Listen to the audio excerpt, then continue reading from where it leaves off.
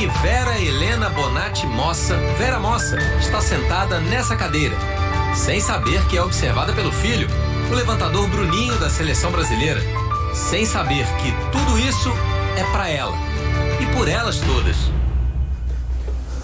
Bom, agora vamos começar a atuar aqui, ó. O Bruno tá aqui nos bastidores também e a mãe nem sabe que ele tá aqui, tá achando que ele tá lá em Saquarema treinando. Olá, Vera, tudo bem com você? Preciso dizer que você foi completamente enganada.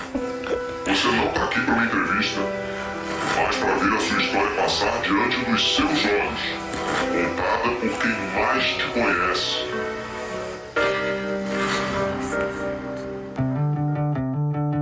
Era uma geração escolhida para começar uma mentalidade nova no esporte feminino, que no caso era o voleibol. E essa geração, eu acho que ela se caracteriza muito por isso, assim, essa coisa um pouco romântica com o esporte, porque não tinha perspectivas de ter uma vida profissional, ganhar uma grana, nada disso, pelo contrário. Era bem amador o negócio. Então a gente pegou essa transição, essa mudada, essa guinada. Eu falo muito isso pra minha filha, para as minhas atletas. Vocês têm que conhecer a história do esporte que você está jogando. Porque hoje, se a gente é bicampeão olímpico, se a gente tem medalhas olímpicas, tanto no feminino como no masculino, alguém roeu o osso lá atrás, né? Teve uma história, não saiu do nada. Já que tenta o fundo de quadra, espetacular do Jaqueline! Nos anos 1980, jogando ao lado de Isabel e Jaqueline pela Super Gasbras, Vera Mossa foi 3 vezes campeã brasileira. O esporte deu um salto de popularidade e Vera era um dos símbolos daquela geração. Magrinha, muito jovem, aquela de menina. E aí, mas quem é da seleção? Uma promessa aí, lá de Campinas, estava no Guarani e tal. Depois, claro, a história foi sendo contada, né? Ela era uma grande passadora, era uma atacante, assim, fora da curva. Vera Mossa, e ela consegue virar. Tecnicamente ali, né, no jogo, ela era a régua, né? A gente mirava, né? E eu jogava na posição dela, então era isso. Eu tenho memórias, assim, de jogos dela, momentos decisivos, deve chamar a responsabilidade o tempo inteiro. Vamos no capricho, vamos buscar o primeiro ponto do Brasil. Vera Mossa batendo com muita vontade. Nunca em nenhum momento, assim, na minha memória, eu tenho a imagem da Vera acuada, da Vera se escondendo da responsabilidade do jogo. Qual é a sua imagem da Vera Mossa jogadora, Vera? Eu sempre fui muito apaixonada, né? Pelo vôlei, assim. Eu sempre joguei realmente com muita paixão. Vera Mossa bate espetacularmente. E sempre gostei de ganhar, obviamente. E realmente eu era bem corajosa. Não tinha medo do confronto, do jogo. Itacroca, defesa sensacional da rede. Agora, Vera! Brasil, que lance lindo! E a Vera, apaixonada pelo esporte, também despertou paixões no público. Ganhou a fama de musa. Ela era realmente uma musa, uma gata maravilhosa. A gente olhava e falava, caraca, eu quero ser igual ela. Mas eu sempre fui muito, quando mais nova, então eu era um bichinho do mato. E aquilo me assustava um pouco. E a minha paixão era pelo vôlei. Então essa coisa da beleza, de estar sendo vista, né, como uma musa, me incomodava porque eu tinha essa timidez e porque eu queria ser reconhecida como jogadora, né? Mas o brilho dentro e fora das quadras ganhou as telas do cinema. Então o convite eu aceitei, porque eu falei assim, é uma oportunidade de mais pessoas conhecerem o vôlei, mais pessoas verem um pouco, né, do nosso dia a dia ali de treinamento, apesar que foi uma comédia, né, um filme super leve, assim, uma comédia, mas foi bem gostoso de fazer, de participar. Tenho muita saudade, né, Diogo Vilela, Léo Jaime, Malu Mader, Guilherme Caran também, saudosíssimo. Se o vôlei tinha virado moda e do parar no cinema havia razões, os rapazes da geração de prata e, claro, as meninas que ainda buscavam esse espaço. Vera representou o Brasil em 3 Olimpíadas. Ainda adolescente em Moscou, 1980, e já como uma das líderes e mais experientes em Seul, 1988. Vai na cobertura, Sandra. É pra dar na moça essa bola. Na paralela. Eu tinha 17 anos, quer dizer, você não tem experiência nenhuma. E tinham meninas como a Vera, como a Jaque, todas novas, 20 e poucos anos. A mais velha da seleção, se não me engano, era a Heloísa, Fernanda Emerick, que não tinham 30 anos. Era, né, a caloura, né? A caloura da Vera, né? E das referências, né, pra gente ali aprender enfim, a se comportar mesmo, né, na seleção adulta e tal. Eu não tenho a menor dúvida que tudo que elas fizeram antes de nós refletiu nas medalhas olímpicas. É claro que elas não conquistaram as medalhas em si, porém, conquistaram o respeito do mundo inteiro. Olha o bloqueio brasileiro, bate fora, ganhou o Brasil, primeiro set, sensação, fechar, Jaqueline batendo. Brasil, espetacular, 15-10, 7-0 Brasil. Mas de todas as experiências olímpicas, foi Los Angeles, 1984, que deixou as maiores marcas. Encerrado o jogo, 15-12, vitória da seleção americana. Aquele sexteto, assim, que jogou mais na Olimpíada de Los Angeles, me marcou, que eu lembro até hoje, assim, acho que, se não me engano, era Sandra, Heloísa, Regina Uchoa, Jaqueline, Vera Mossa e Isabel. Então, tecnicamente, o time era muito bom. Ia mudar a vida de todo mundo, você imagina. Dali em diante, estávamos indo pra semifinal. No mínimo, 4º lugar, mas do jeito... Depois que você ganha uma partida contra os Estados Unidos, você não vai mais pra 4º lugar. Você vai subir no pódio. Então, e o jogo na nossa mão. Perdemos. Torcedores brasileiros chorando aqui. Um instante difícil para quem acompanhou a luta dessas meninas. Fica uma sensação horrível. Você sabe que você pode vencer, que você teve um jogo perto de uma vitória e não conseguiu. A sensação que eu tinha é que eu tinha perdido alguém. Eu nunca tinha, até então eu nunca tinha vivido esse sentimento. Mas foi tão impactante para mim aquela derrota, foi tão assim física, de dor, que não passou durante muito tempo. É impressionante como esse jogo ainda mexe com quem a gente conversa, né, Vera? Qual a memória que você tem dessa partida? Realmente foi muito triste. Porque foi o que a Jaque falou, a gente estava com o jogo na mão. Eu lembro da data do jogo, né? Foi dia 1º de agosto de 1984. Eu comemoro essa data ainda todo ano. E é um dia antes do aniversário da Isabel. E eu lembro que a gente só chorava. O dia seguinte foi aniversário da Isabel e a gente só conseguia chorar. Uma olhava pra cara da outra e chorava. Olhando hoje, que foi um divisor de águas também. Eu acho que a partir desse jogo, as pessoas começaram a acreditar. O nosso uniforme começava a valer mais.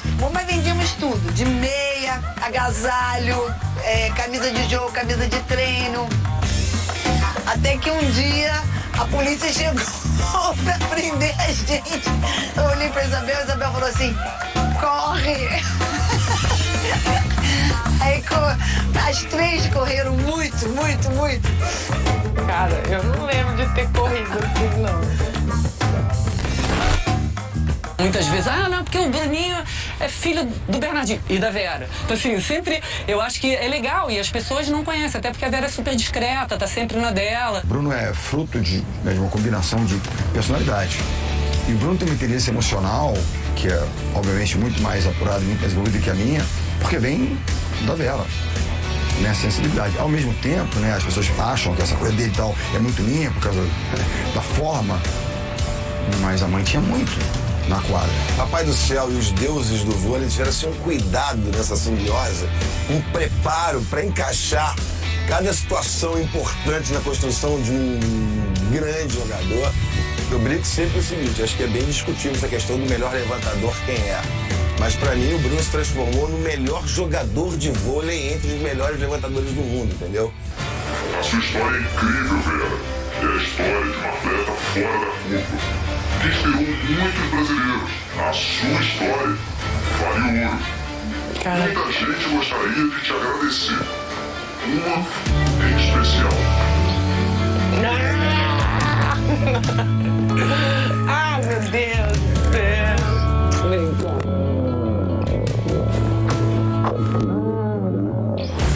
Nem eu sabia dessa história. Não, tem muito mais. É que a gente ficou... Tenho muito orgulho de toda essa história dela. Como ela disse, vale ouro, né? Talvez naquele momento, né, naquela derrota de Los Angeles tenha ficado uma frustração, uma cicatriz muito grande, mas que abriu o caminho e pavimentou, como ela disse. Tava o Bernardo falando, aí começou a falar do Bruno, eu falei assim, de repente ele vai aparecer ali, né, dando algum depoimento. Ah, mas que delícia, gente, obrigada, viu? Olha, agradecer todas as meninas que, enfim, deram depoimentos e agradecer a todas elas e a todas as outras, né, todas as jogadoras que vieram até antes da gente, porque eu gostaria de dedicar também.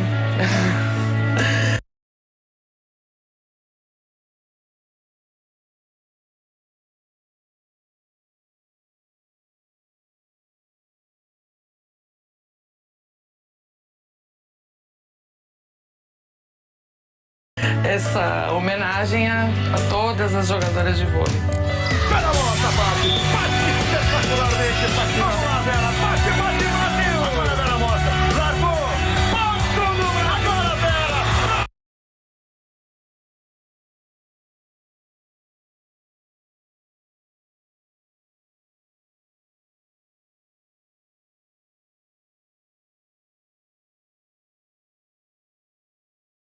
No Sport TV, uma surra de futebol com as duas principais competições continentais do planeta. A Copa América tá 100% com a gente, com todos os jogos ao vivo, 100% lotada de craques, 100% imperdível. E os melhores jogos da Euro estão aqui, com o nosso timaço de estrelas, se juntando aos maiores craques e as camisas mais pesadas do velho continente. E com o nosso aquecimento. São os dias de Copa, em junho e julho, no Sport TV. Sabe o que os 3 principais eventos esportivos do ano têm em comum? Eles estão todos no Sport TV. Nos nossos dias de Copa, você não vai precisar escolher entre Eurocopa e Copa América. Pode ficar com as duas. Os melhores jogos da Euro, com os maiores craques e as camisas mais pesadas do velho continente, brilhando ainda mais por aqui. Todos os jogos da Copa América é só com a gente, pra secar nossos maiores rivais e empurrar nossa seleção. 100% dos Jogos Olímpicos de Paris 2024.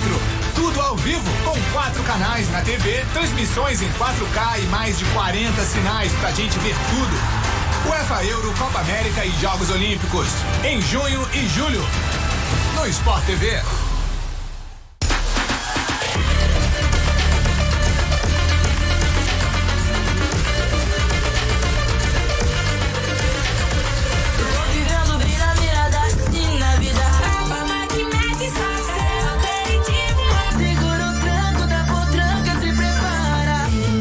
Pra me ganhar vai ser assim.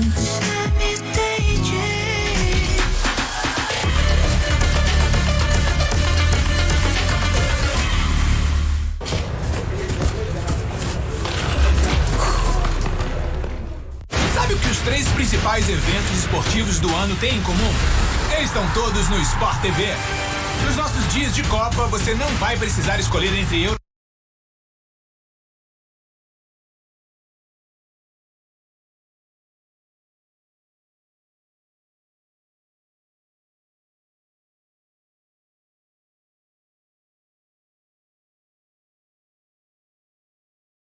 Copa e Copa América.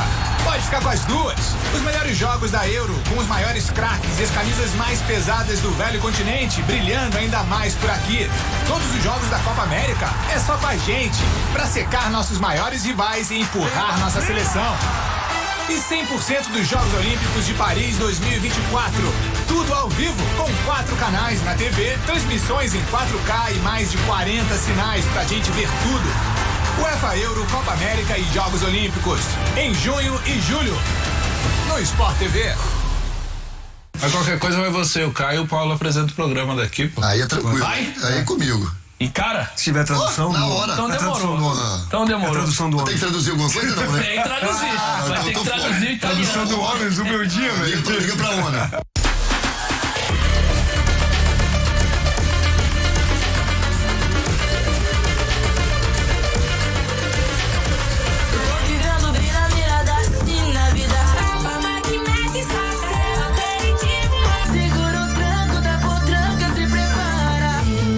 Pra me ganhar vai ser assim.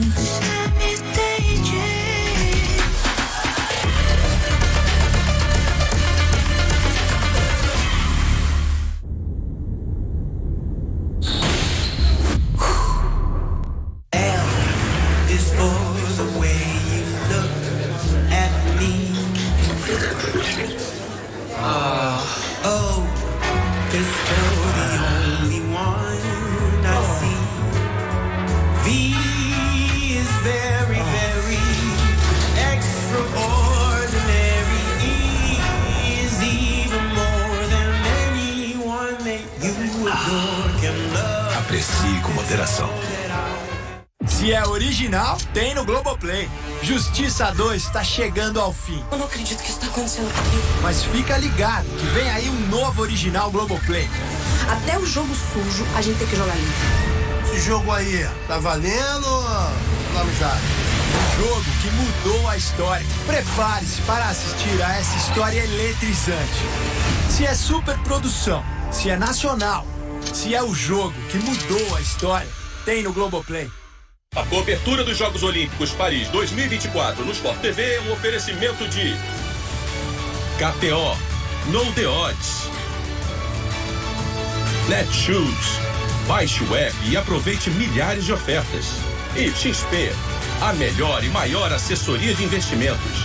Invista. Na XP, a gente sempre procura formas de fazer o impossível para o cliente. Então, isso só é possível fazer realmente se você conhecer a pessoa, se você tiver um interesse genuíno, né, nos próprios projetos ali do cliente. Cada portfólio que a gente desenha, cada solução, cada produto é pensado exatamente para aquele cliente, para aquela família. Eu me sinto parte da família do meu cliente. Porque cuidar das pessoas vai muito além do que cuidar da carteira de investimentos delas. Eu me sinto realmente realizando o impossível. Bora pra mais um dia de jogo. Você é inimigo do gol, rapaz. Joga nada. Eu falei. Ih, rapaz, contra-ataque. Vai driblar 3 na sequência, ó. Falei. Todo jogo é igual. Todo jogo é igual? Tá maluco? O lance do jogo é ser imprevisível. É jogar junto e com responsa. Pô, não tinha pensado nisso. Cada jogo é único e isso vai ser sempre igual. KTO.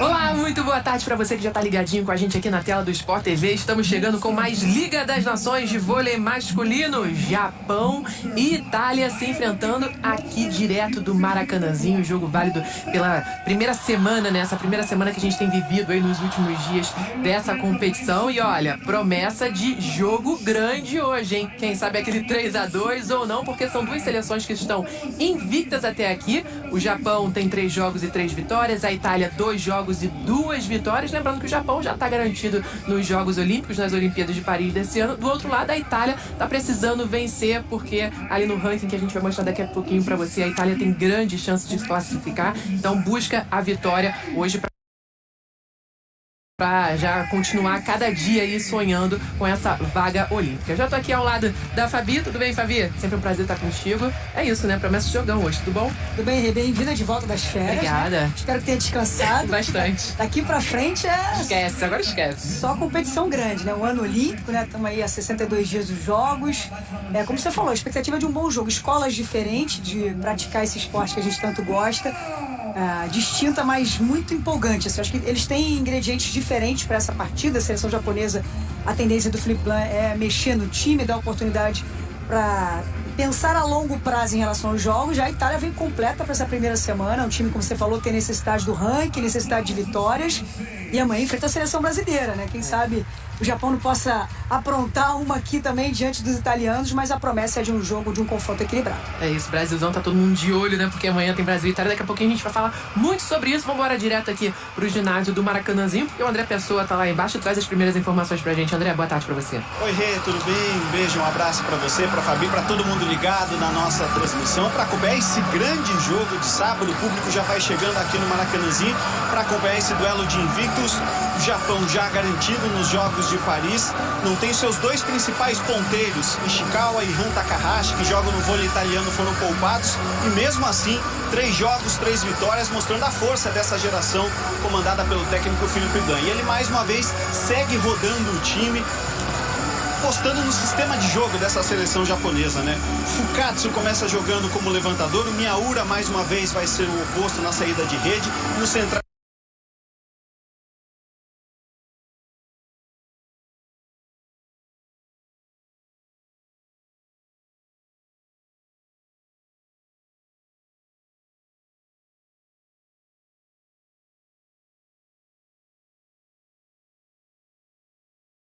são 10 campeões do mundo em 2022 aqui no Brasil, um time estrelado, né? A gente pega do campeão italiano Perugia, o central russo e o levantador Gianelli, o MVP da última Liga italiana, do Trentino, campeão da Champions, a gente tem os ponteiros Lavi e Micheletto, completando esse time, o Romanò na saída de rede, o central Galassi e o líbero Balazzo. O Fefe de Giorgio, que disse que estava ansioso para enfrentar um adversário mais complicado. Por enquanto não teve problemas nessa Liga das Nações, 3-1 na Alemanha, 3-0 na Alemanha, 3-0 no Irã.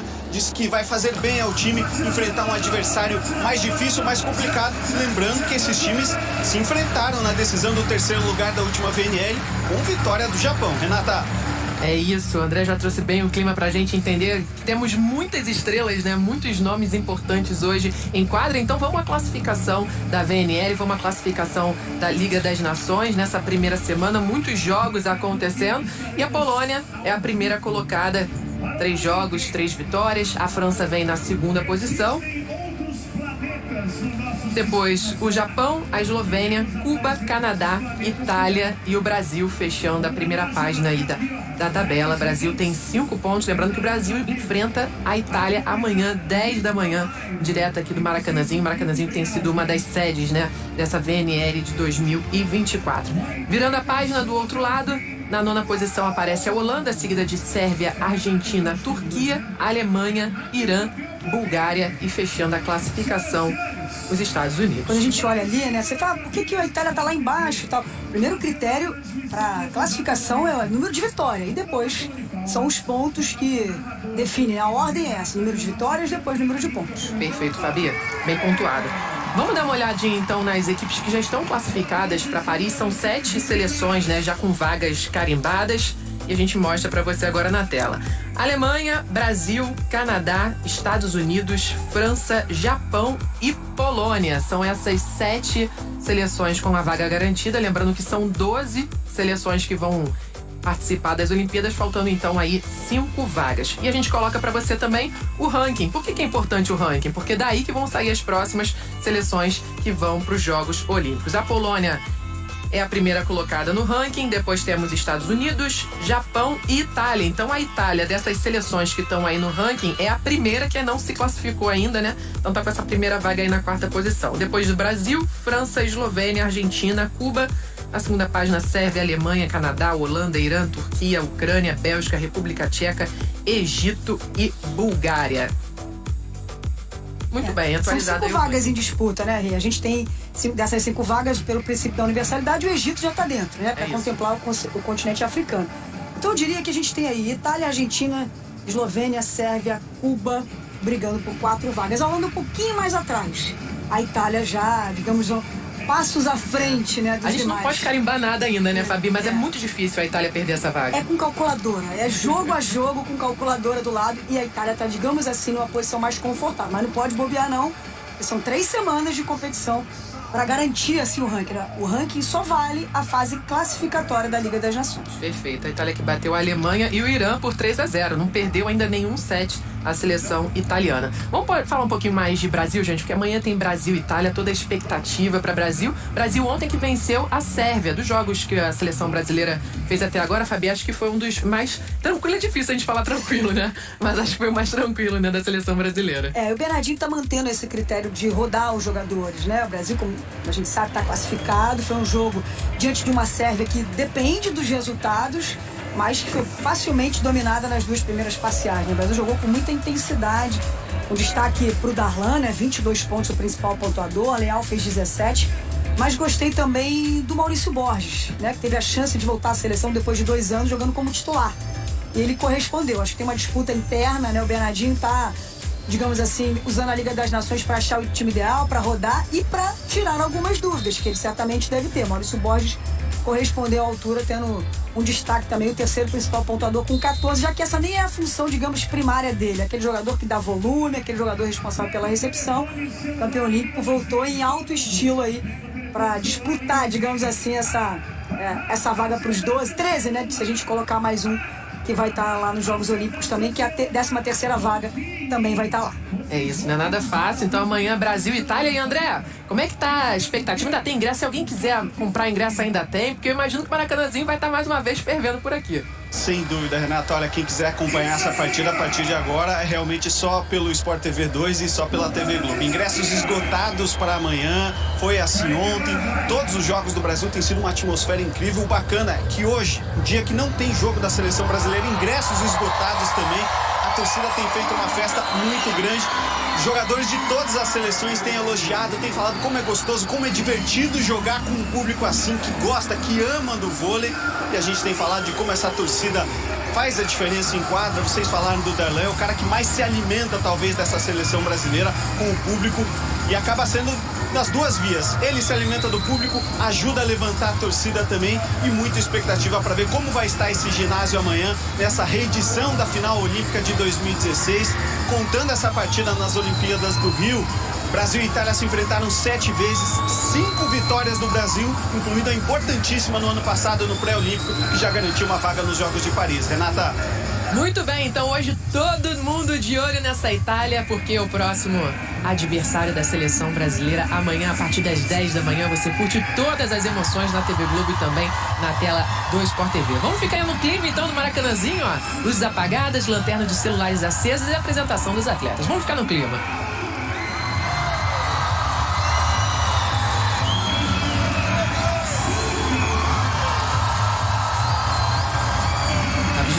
Da questão das escalações, a gente trouxe a Itália praticamente pronta, né? Foi só aqui confirmar a escalação. Já o Japão tem feito algumas mudanças, algumas substituições. A gente começa a entender depois dessa escalação, né? Qual a estratégia, né, Fabi, do técnico para esse confronto de hoje, não só para esse confronto, né, mas para a competição como um todo. Ele tá mexendo bastante no time, mas ontem, diante dos cubanos, a gente Kita e Nishida entrarem, né, no momento mais difícil do jogo, participaram também.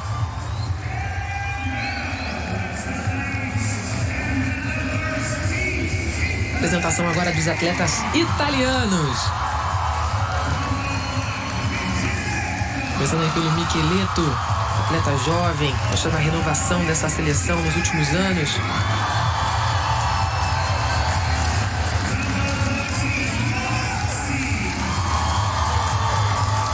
E cada nome anunciado, a torcida corresponde. Legal esse calor do torcedor brasileiro, do torcedor carioca, aqui no Maracanãzinho.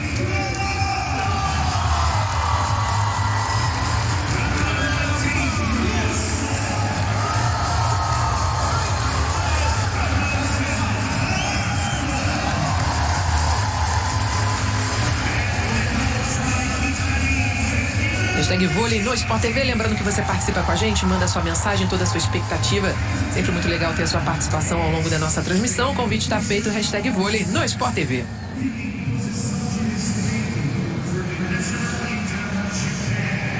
E agora a gente respeita os hinos, começando pelo hino do Japão.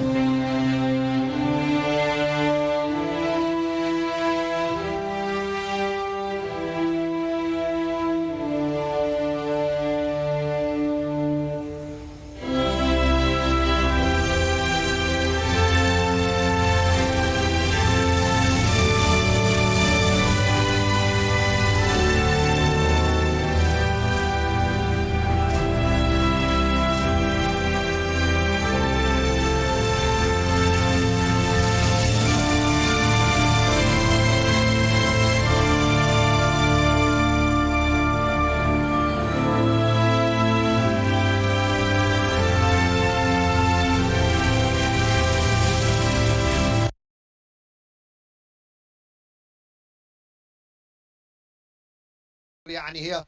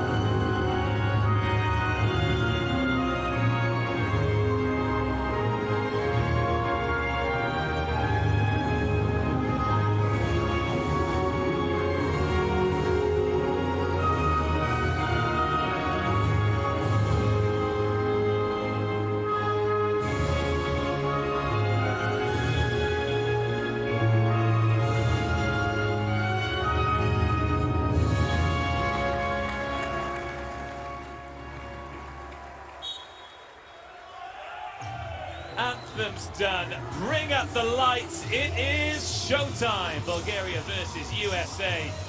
The third and final game on the penultimate day here in Antalya.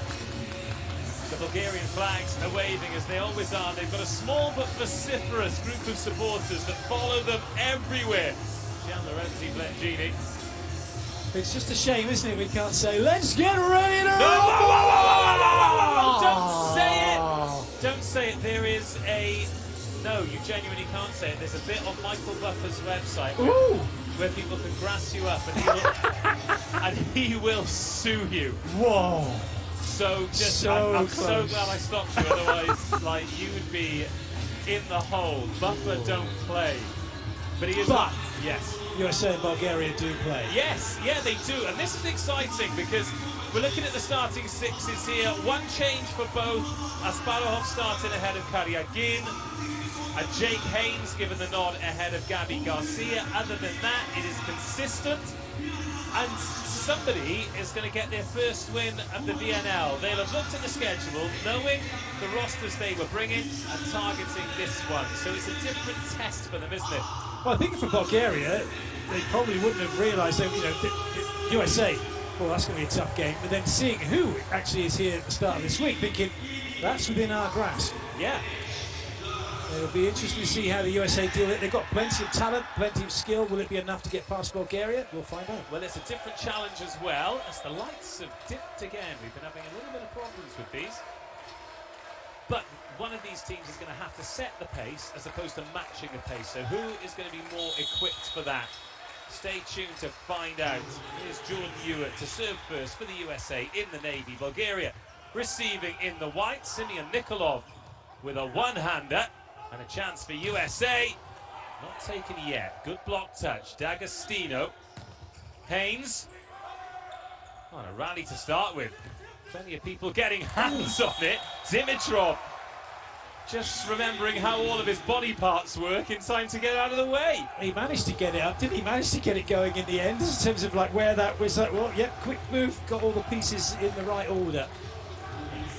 That's Andy Reid, the man in charge of this group this week. Liam Sketcher got snacks last time. Didn't share them though. It has been noticed. Yeah, we noticed. Here is Nikolov. He's served aces in both of the games so far. 2 v France, 1 v Canada. Maybe short in age, but not short in confidence. Good touch by D'Agostino. Decent swing. Dimitrov jousts. Now he's going to swing on it. Good block touch by USA. And a decent swing. Firm contact by Dimitrov. Very good hit that. Going high hands, taking on that block, forcing the USA to have to reach up. It's a nice continuation block to start with. And they couldn't quite finish it off.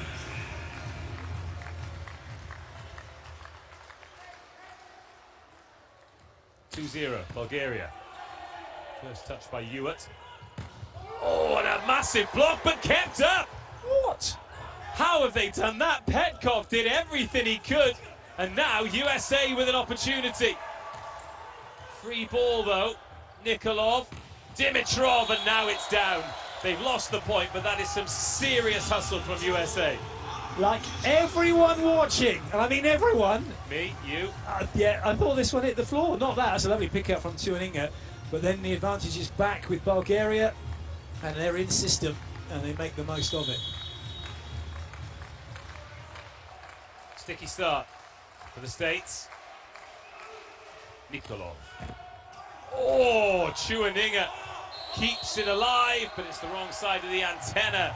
And Simeon Nikolov, a foxy little bamboozle. Indeed, it's gone over the net from Tuaninga. So watch where this comes over now, and it's come over inside the antenna, so it can't be played.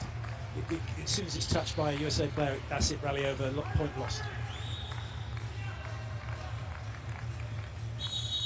Tasty little service run by Nikolov. 4-point lead. Oh, he's gone searching for the corner. You interviewed him yesterday, and I thought he spoke with a great maturity. He really did. Although trying to get him to stand still, he's like a cat on a hot tin roof. And I did ask him about that, but yeah, he said, I got to keep moving. I can't be stood still. Maybe you do a walk and talk next time. Take him for a lap. Yeah, go have a chat with his parents. They're here watching. Here's Marshman. First serve for him. Forces Asparov wide, but he's back on his feet. And Bozhilov called into action. Another good dig. USA really causing Bulgaria trouble in terms of finding the floor, but they're still finding ways to score. Kessel.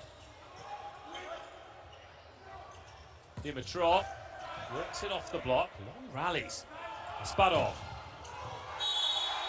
Marshman a little bit slow to get down in the end. Real shame. You did some great work initially in defence, playing 6 back.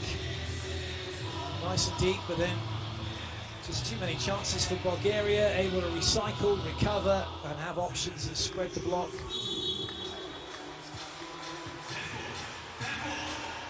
Asparov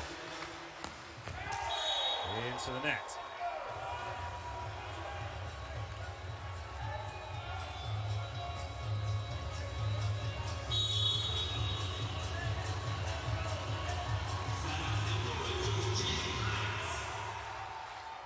Now Haynes' turn. Good service. Sparohov's under it.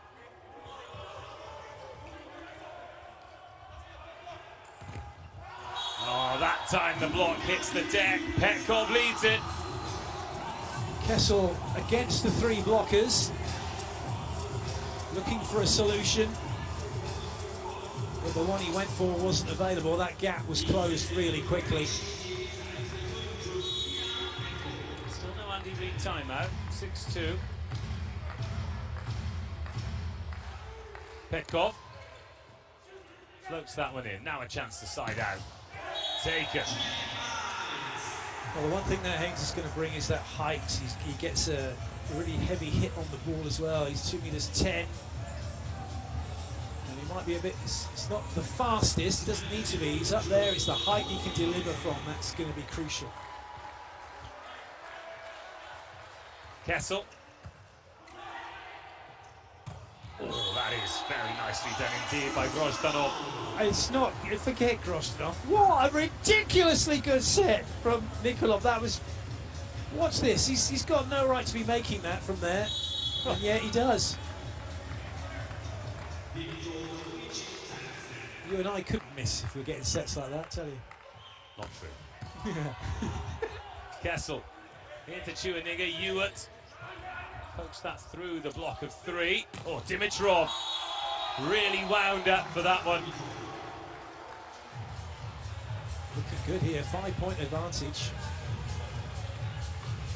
And it's well watched as well. Sometimes when you go up, you can close your eyes, look at your feet, look in the wrong spot. Bulgaria doing everything right with their block.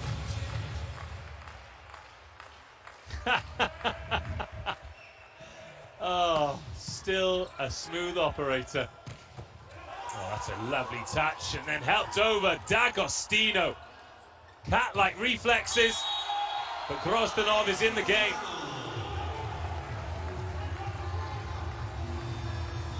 now USA call the timeout, 9-3 down. D'Agostino doing everything he can to keep this ball going. But right now, Bulgaria have all the answers. Hey, catch our breath here. They came out from the end line serving. Okay, we had a couple opportunities. He's got to weather the storm here, get settled in, and fight for the set. Okay, you pass the ball. You let Josh know where you are. Yeah, they're making a couple plays. Okay, can he do a long? I don't think so. But we got to keep sticking our nose in to make plays. Keep expecting some of the weird stuff. Yeah, it's not perfect, kind of like the other teams. Interesting. Just like we're ready to expect some of the weird stuff. I mean, that always happens in volleyball. But actually, Bulgaria playing pretty controlled, pretty sensible volleyball. I mean, the weird stuff might just be referring to the fact that Nikolov's going to do what Nikolov wants to do from setting. So you've got to be aware that if there are players available, they are all available. Weird thing on the snack tray, a half-eaten apple. Sure, Chueninga spits that one out and Haynes fires.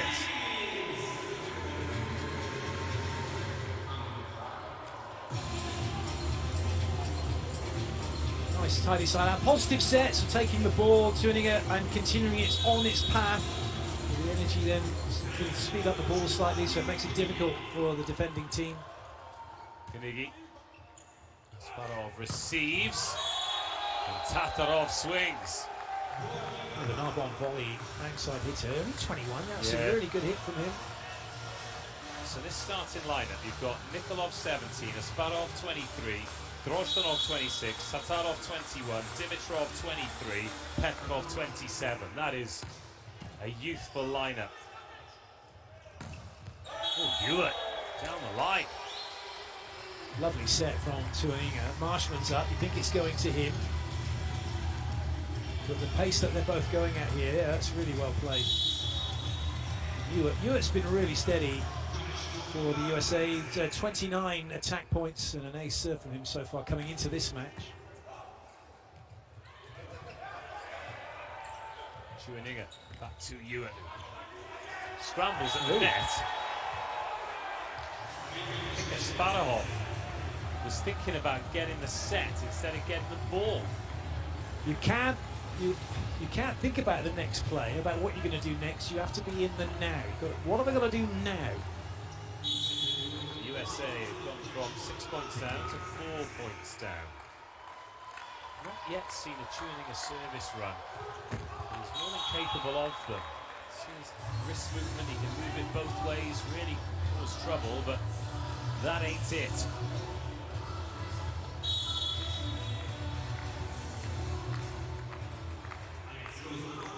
Proper goatee on Grozdanov. He's carved that in. He didn't have that at the start of the week. What do you reckon? Wish I could grow one as good. Yeah. Never seen him with a beard, actually. Hewitt. Couple of back-to-back service errors then for USA.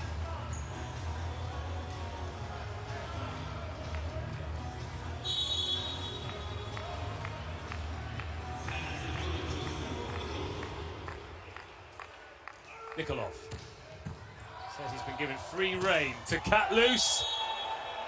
Oh, that's a big miss from Asparov. Yeah, that one was loose, but not by much.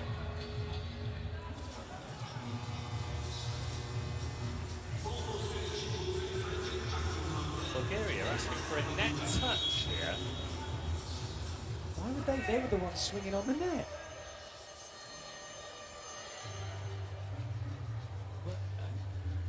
I wonder what did Lengini see? Where would the net touch have come from? Oh, I'm just reaching in my bag to find a crystal ball.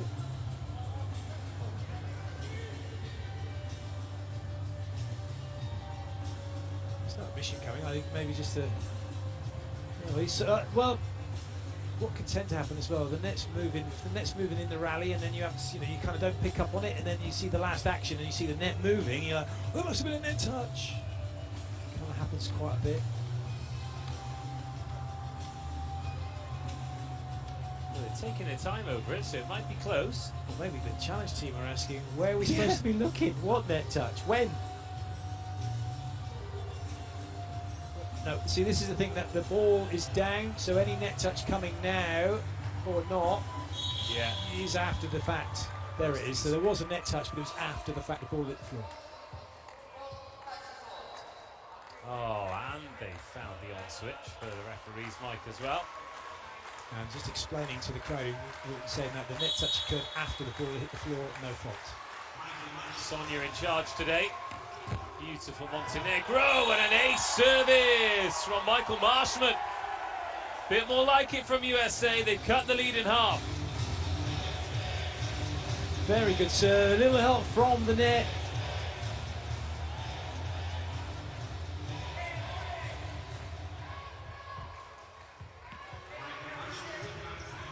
Marshman, can he back it up?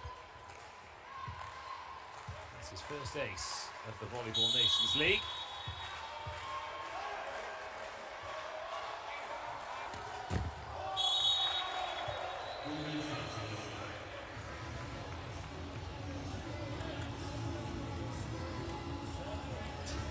It's all right. It's all right. You can look. It's fine.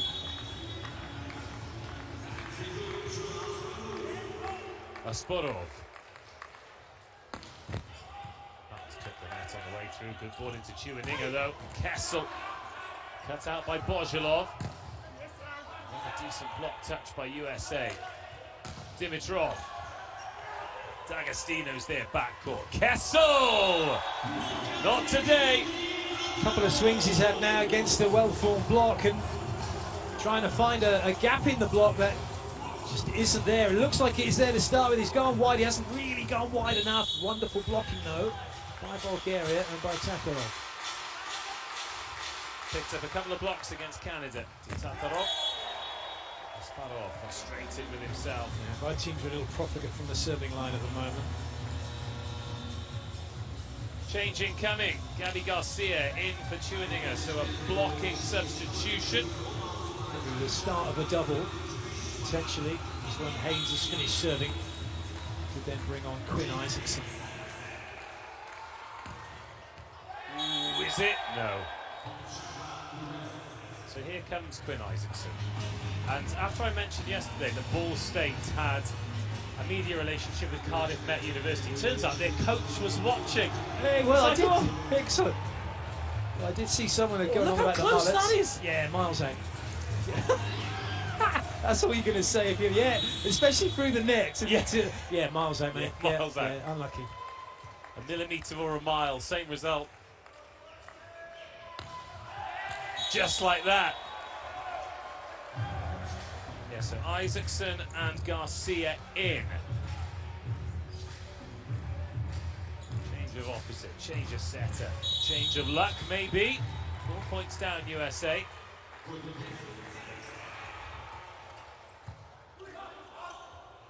Nikolov. Where to play that.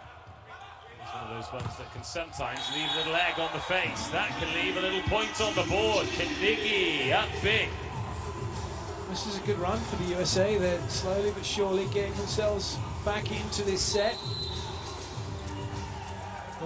Not a good swing choice really from Tatarov. 15-12, timeout. Attention in service, not the throw too much inside. You have the target in 5. Don't search one. Go there. Okay? Go there. Guys, much more for cover and call who set. Because all of you want and who set is not in easy situation. Who call first? Set. Referring to a couple of errors, they've had that uncertainty about who's doing what, and unfortunately there's not a massive crowd here. You can hear yourself on the court, so make that call and go, or you just make the first step. You make your step, that screams more than loud enough at who's going to play the ball. Just back it up by going to play the ball. And nice words as well about don't search one against the block, go to 5, go high on the angle and see what happens. Cody Kessel gets us back underway. One timeout each and one big block after another. USA finding themselves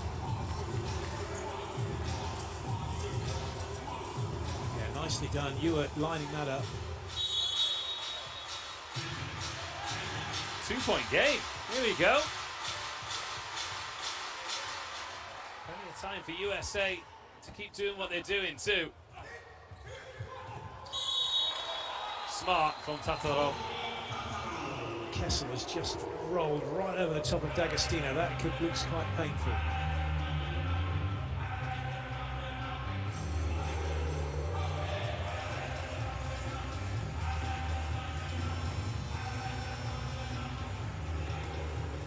There's a little iron bar though, D'Agostino, he'll be alright. Yeah.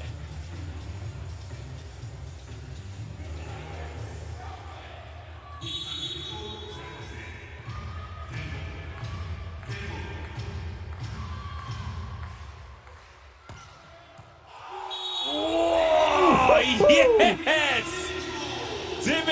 Dimitrov, unplayable. EUA could only just about move his head in time. That was some serve. That would have beaten anybody.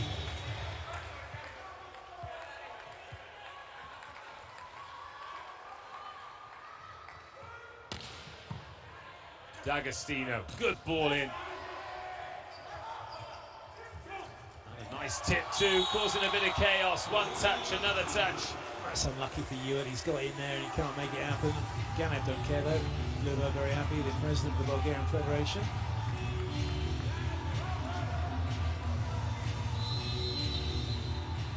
Timeout USA.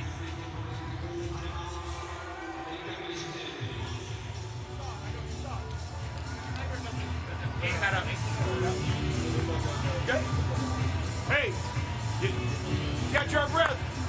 Hey, he can go this, he can go down the sideline this way, he can go he's right down the sideline. We'll ID the cup.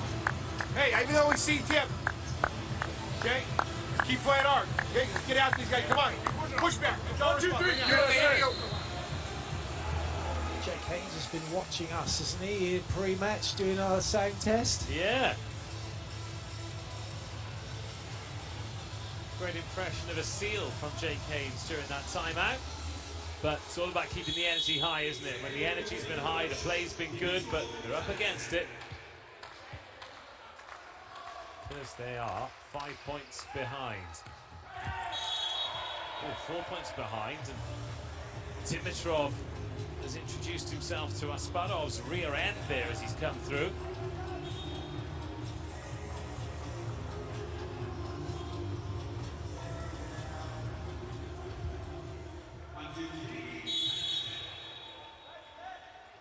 Kennedy.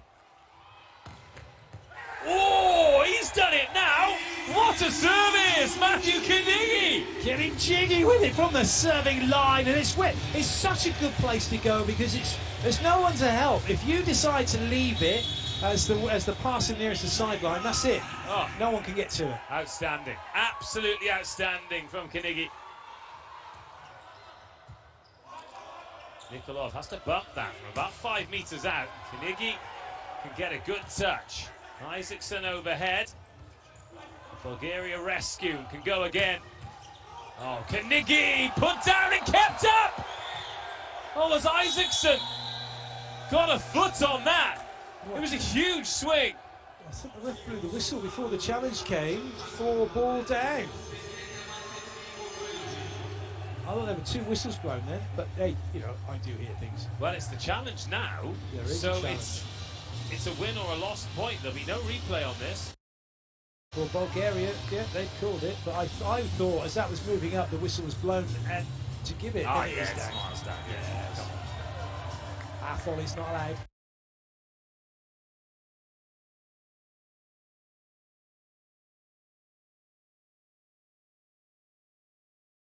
Nope. Neither is one touch off the wall or ceiling. A one-handed touch. One arm, one bounce. I think that can happen though in the NCAA. Those of you watching from the States, I do believe that you can play it off, it hits the ceiling. But also liberos can serve, so anything goes in the NCAA.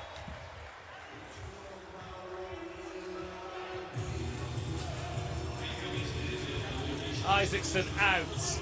Haynes back in.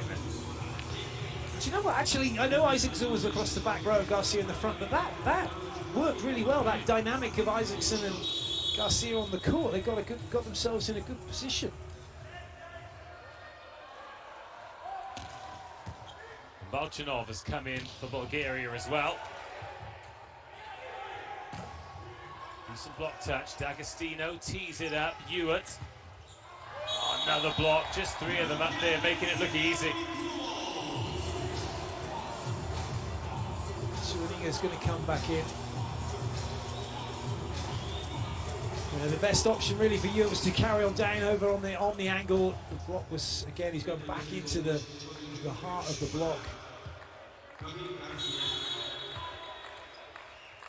So confirmation, Chewinga in for Garcia. The first touch for Chewinga. It's another block and a good hand on it by Kessel. Haynes. Back with Bulgaria. Sparov slaps that off the hands. They're blocking really well though, Bulgaria. Here's the jump set by D'Agostino. Another block. Athletic from Haynes. And a lovely finish from Ewart. Well, that deserves a round of applause, certainly, because that was epic from the USA. Swinging with some good set choices, and then D'Agostino with an incredible set. Clever, controlled swing from Ewart, really nice.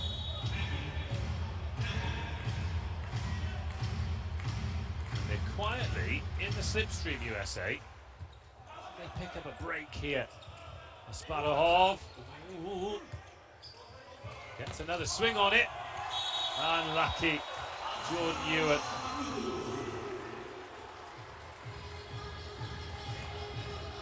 Mr. Nikolov watching his boy play and really enjoying what he's seeing.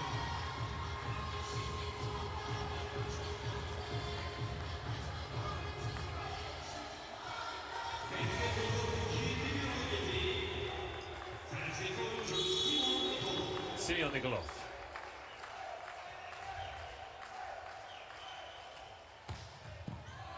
Nice from D'Agostino. And the set, superb. That's how you side out, Jake Haynes. Again, nice high contact from him, so he's always going to be testing the block of Bulgaria. We won't be able to get full contact on the ball. Lovely pass, D'Agostino.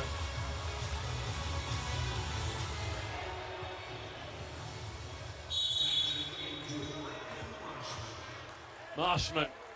Service run here would really make the end of the set interesting. But Nikolov and Asparahov have other ideas. Bulgaria have been working USA's block very nicely. And keep going for that last third of the court. USA at times have been trying to fall quite steep to allow Bulgaria's block to be a bit more effective. Here's Asparahov. 3 points in the game so far, all from attacks. And he's not going to pick up any aces with serves like that.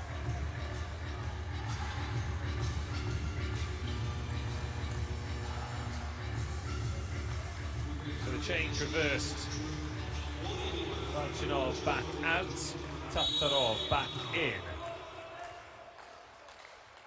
Haynes. Bozhilov. That's a really good pass from Bozhilov. And Petkov helps himself. Hasn't been that many opportunities for the USA to run their middle, whereas Bulgaria really making that count for them with Petkov.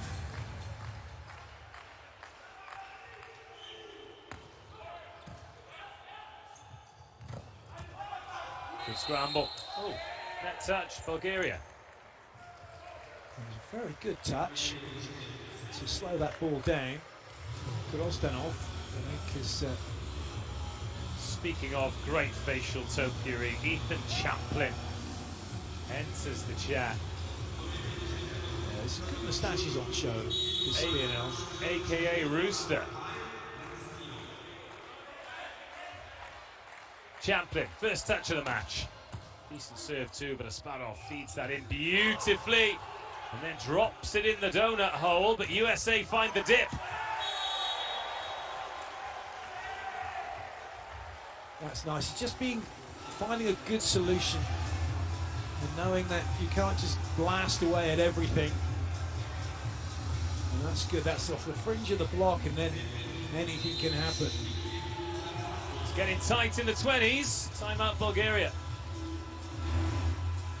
Hey guys, go strong, okay, go strong, reception, attention the net, we receive in 6, not in 3, okay, if you receive middle blocker opposite, 1 meter more in height that we arrange the approach, okay, cover anyone, okay, is like match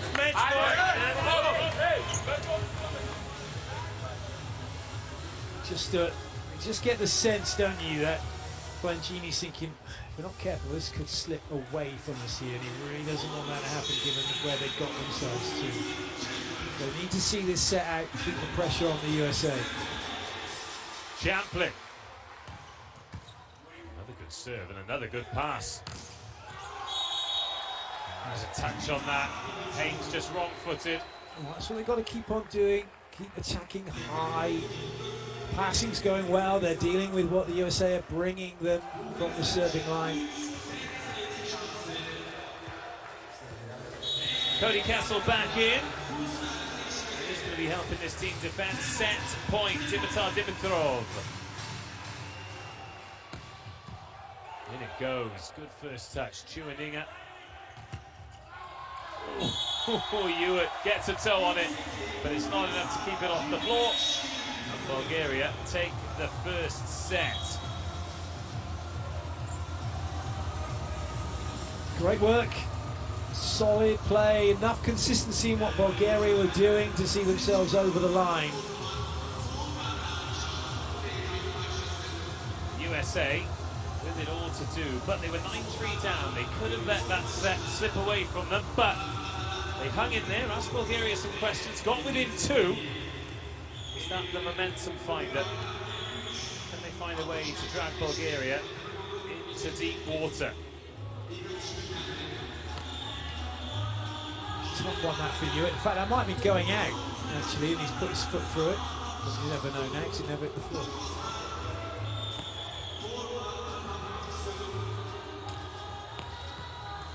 Again, it's a contribution on Cillian Nicholl. He scores well for a setter. Yes, he does. I was just looking 7 at against that. France, Yep. 5 against Canada, and he's picked up 3 already today. 2 blocks and an ace serve.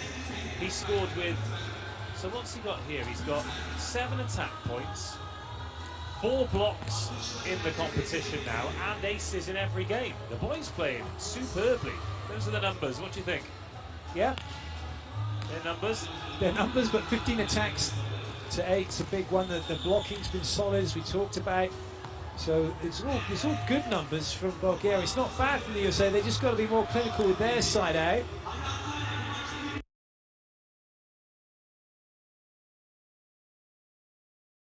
Yeah, I don't know. I would have. I'm not a supercomputer. Oh, confessions with Clayton. I got a supercomputer for a brain, we all have. Yeah, which is a great talk, by the way, from Julio Velasco. Those of you that want some good insight into how to coach and how to deal with players who, those of you that play and coach will know this, when the player turns around to the setter and goes, hey, I need it higher, I need it further off the net, I need this, I need that. And then the setter turns to the passer and goes, hey, I need it here, I need this. And then the passers can't go to the server, can they? Go, hey, I need an easier ball. So talk about that. It's a great thing to go and find on YouTube about his talk on how to deal with that kind of feedback that players give each other. What about the feedback for USA then? Are you looking to correct things, or are you looking to concentrate on the positives? We're looking to make sure that the players are all engaged, all focused in on what's being said, and so that the message is getting on board. And it's a simple one, really. There's not much they need to change. I think a bit more trying to find better solutions against Bulgaria's block, because the serving pressure from Bulgaria is very good, so USA aren't in system as much of the time as they'd like to be in system. When they are, they're great, and we're seeing Marshman, we're seeing the middles working in that sense, but they haven't done it enough, so the passing's got to try and figure out how they can create more ball to target one, to at least give Suaninga a good couple of wide options if the middle's not available. It's not out of the USA's reach at all. There's quality on the court, without question. They've got to bring it together. They've got to be a little bit more smarter when, particularly, I mean, there's a lot of pressure coming on Ewart and Kessel, actually, because he can't always find the ball to Haynes. So those two have got a bit more work to do. Simeon Nikolov will serve first in the second set. Bulgaria, 1 set to the good. And underway in number 2. Suaninga searches for that one and whipped through by Carnegie. That's nice. That's that +4 set from Suaninga. And Carnegie on time.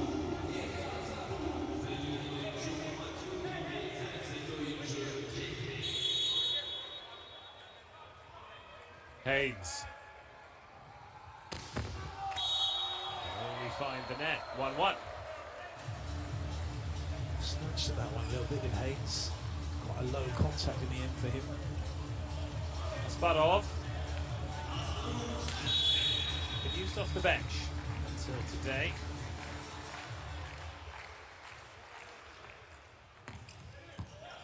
Serves that one onto Ewart. It's going to come through on the pipe. Catches the net, then to Bozhelov. Tatarov. Down it goes.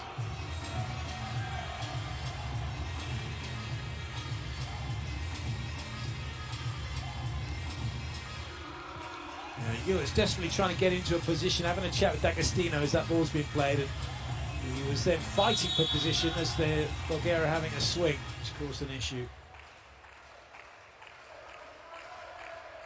Asparov. That is absolutely sensational from Asparov. It looked like it was going to go out, and then it's just dipped. Dipped big time. Oh, very, very nice. He liked it too. Another good start for Bulgaria. USA don't want to find themselves in a spot where they're chasing too much too early.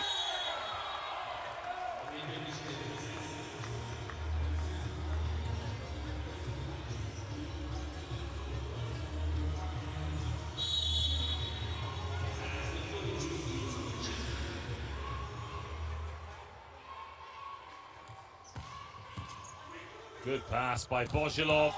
Straight to the middle, and Petkov. With the height that Nikolov has, he's 2 meters and 7 at 17, so goodness knows how tall he's going to end up being. But look at that, he's above the height of the net with his head taking that ball, so the time pressure on Carnegie is just huge. He's got to get there and get up to that point, and he can't get there quickly enough. Ilya Petkov. On to D'Agostino. Oh, that is a monster block from Grozdanov. And there's the difference in what Suaninga's set is coming from a bit lower. Carnegie's got to wait for it a little bit, so there's a slower swing coming on here, and there's time for the jump to get up, to get across and really get close to the ball. That's what Carnegie's not getting when it's Bulgaria attacking through the middle. 5-2. Petkov. And D'Agostino. It's a good contact on it. Oh, Haynes finds the hands. Tatarov unlucky. Tatarov's going net touch. Yeah, but that ball had bounced 3 times before there was a net touch. That's how fast it went down. Just didn't land in court. So going back to Carnegie's tan again, I like to think that it's just the bits we can see. And then he takes the best of shorts off. It's got white kids on. Yeah. Yeah, looks like he's wearing the USA away shirt where he can wear whatever shirt he wants if he serves like that. Well, he's just tattooed Asparov with that serve. Check the ball for holes. Ow. Oh. Yeah, not getting out of the way of that. That is a big beastie. That one a bit more considerate. Oh, Grozdanov. He's supposed to hit it. Nikolov's like, yeah, sorry, it was kind of a neither here nor there set from him because he's got 2 players in that zone and he's got to commit. If he wants to go middle, it's got to be quicker. And if he's going to that second tempo, it's got to just have a little bit more loop on it. Making the shot shopping list. Ganigi, side spinner this time. Oh, that's beautifully dispatched by Tatarov. So careful with these plays close to net like that you're not manipulating the ball. It is volleyball, and he's done it well. He's just a little touch, let it drift. Just very well played.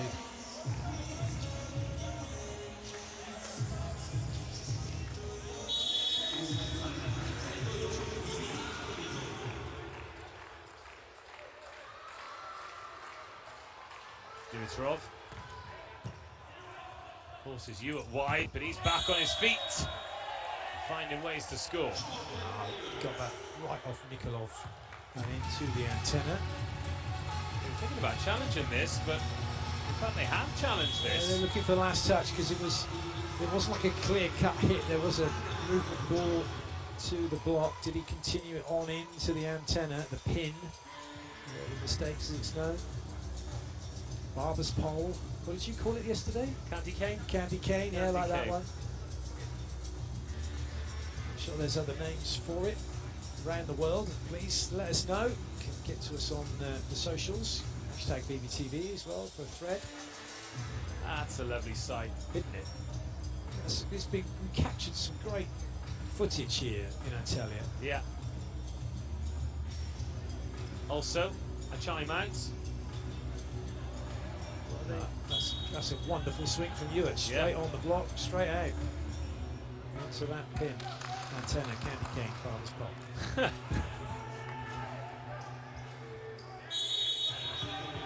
I like the idea of every nickname you give it, just another one appears.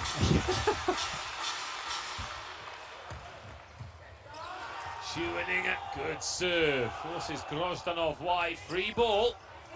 A chance for USA to hit the front. Not taken yet. Sposhilov back in. Recycle once more.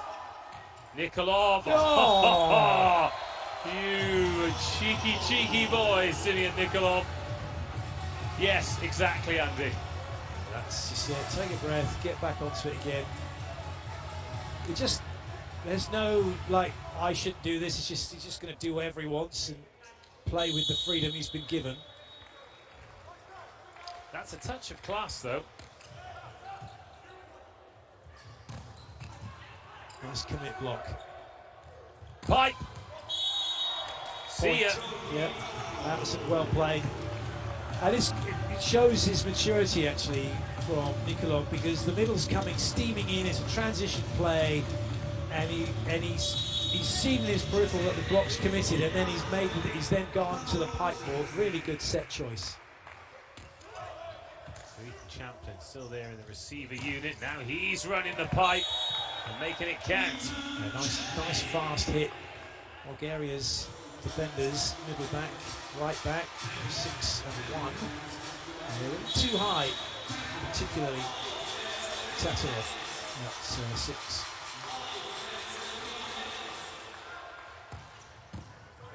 That's a good serve. Bozhilov out to Asparov. D'Agostino. Champlin. Can't make it count. What can Dimitrov do? Oh, they're taking it off each other's fingertips. Asparov.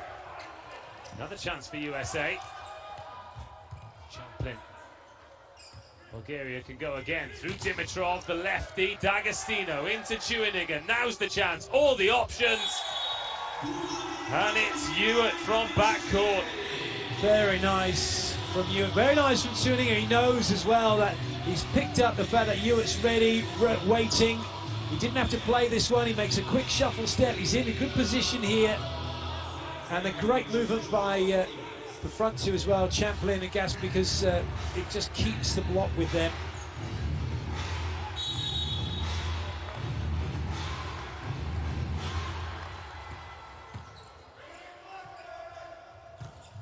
Oh, yes, Grozdanov this time on the short ball.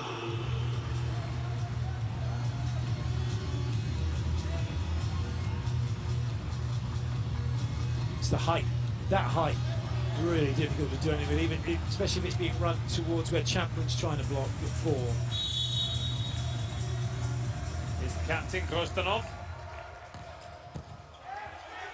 It's right on the tape. Marshman was a little too tight to do anything. Well, he's like trying to grab a bar of soap then. It's just gone as he's gone. But it was also right below him where he is. It's almost impossible to do anything with.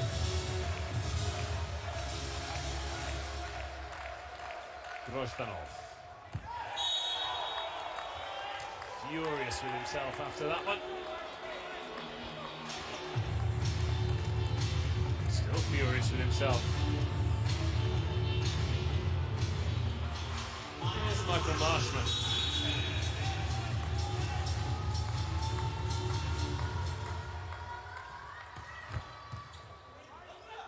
In it goes to Nikolov and out to Dimitrov. Hammers it down the line.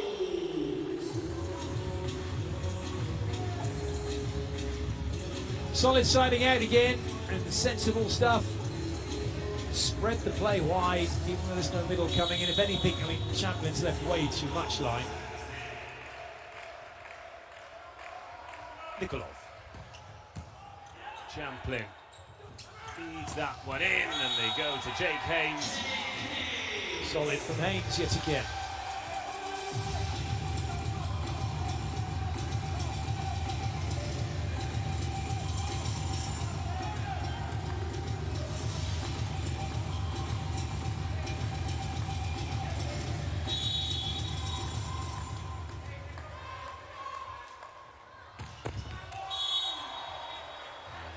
Can't back it up. Bulgaria keep that breakpoint lead. Andy Reid was trying to get some information to Haynes as he was going back to serve. I'm not sure any of it actually made its way to him.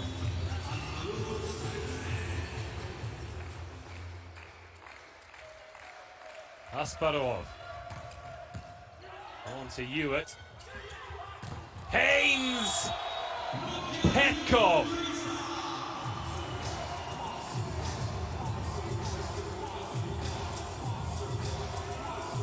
Way across the net, nice and early. Again, good, well-formed, disciplined block. In fact, he's arriving into that area without having to wave his arms around. And an ace from Asparov. He's picked up a couple of beauties, hasn't he? He really has. They're good for their lead at the moment. Oh! Actually, that's miles in. I mean, we've seen some a lot less close than that. 14-10 timeout.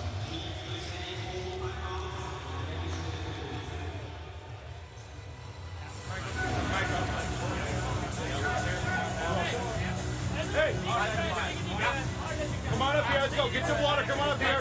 Everybody's going everywhere, get together. Okay? Hey, one good pass, we get some more rhythm coming back. Hey, let's try the one good pass. Boys, we score a point or two. Let's show some fire. Yeah. Let's get back in this. Let's show a little bit of fight. Hey, let's go. Let's go. Let's go. What's your name? USA.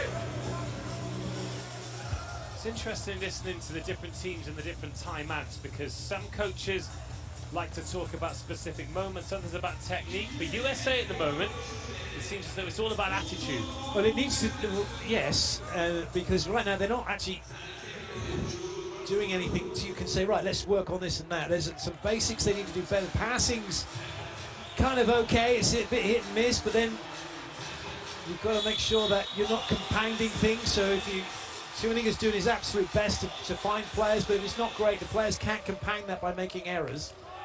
Asparov fires that one in. Schueniger out. Not as out as that though from Champlin.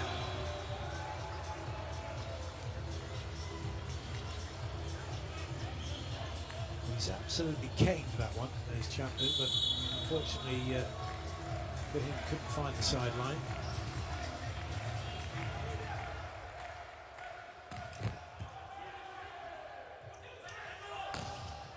That's better. Haynes.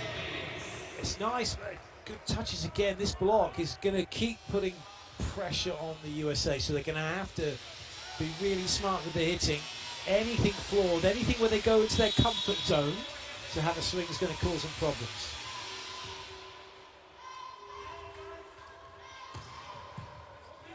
Champlin finds Bozhilov. And Tatarov at the moment, just a little bit too smart. I can tell you one thing though, right now, if Bulgaria don't win this, Gian Lorenzo Blancini will be livid. Yes. This set or this match.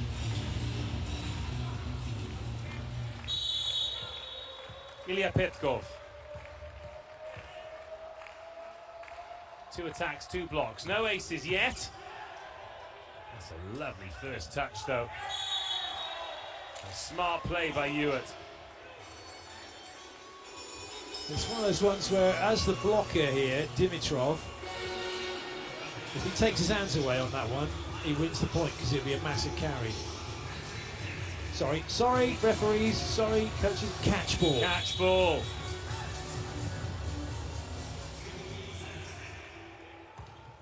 Oh! Kaniki!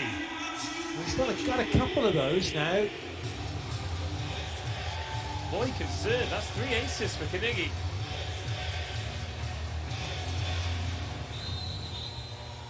Now timeout called by Bulgaria. It's not a call, okay? He's free.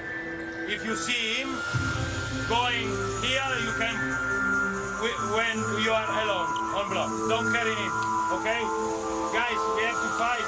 Remember, number 29 is the target. Don't lose him and this in primo tempo, this middle blocker. Okay? Okay, guys, remember to select when we have high ball. Come on, guys. I know that's kind of pretty simple stuff, really, from Blancini. Nothing over elaborate. Fix on, they want to go after Jordan Ewart, number 29 for the USA, on the high ball. Fix on what you want to do, so find a solution. Just reiterating the basics. Make sure they do those well. He goes again. Goes big again. Asparov feeds it in, though, to Nikolov. And then Dimitrov into the middle. It's a fantastic set. I mean, Jake Hayes has got to claim something. I don't know what he's got up to claim. Yeah, it's not fair. He's not had a set like that. He's probably claiming there was a catch ball or a throw or whatever, but it wasn't. It's perfectly fine.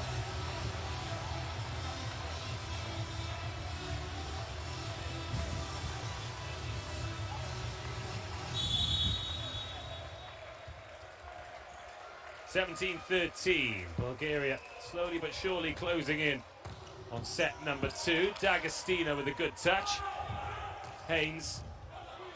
Then Bozhilov.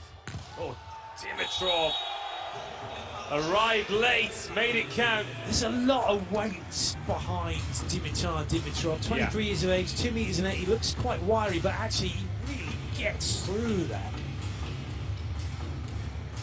You can tell he's well built because he doesn't look 2 meters and 8. No, none of them do. When they're all in proportion like that. He's broad, he's thick. With 2 C's, not a C and a K.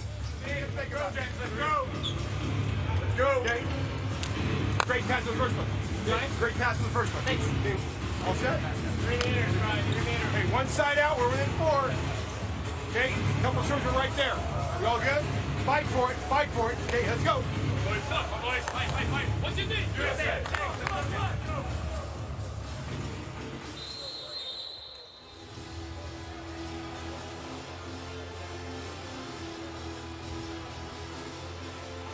It's just interesting hearing that, because some coaches will say fight for it, others will say fight for it, but then give some more detail. I think it's Andy Reid really showing trust in those guys on the court, that they know the game plan. Just got to go ahead and do it. This is a serve that needs to be absorbed. High to target 1. Let's run some offense, get the wings working here. Give Joshua something he can do it with. That's lovely. Now he's got all he wants to do, really, and they've crushed it.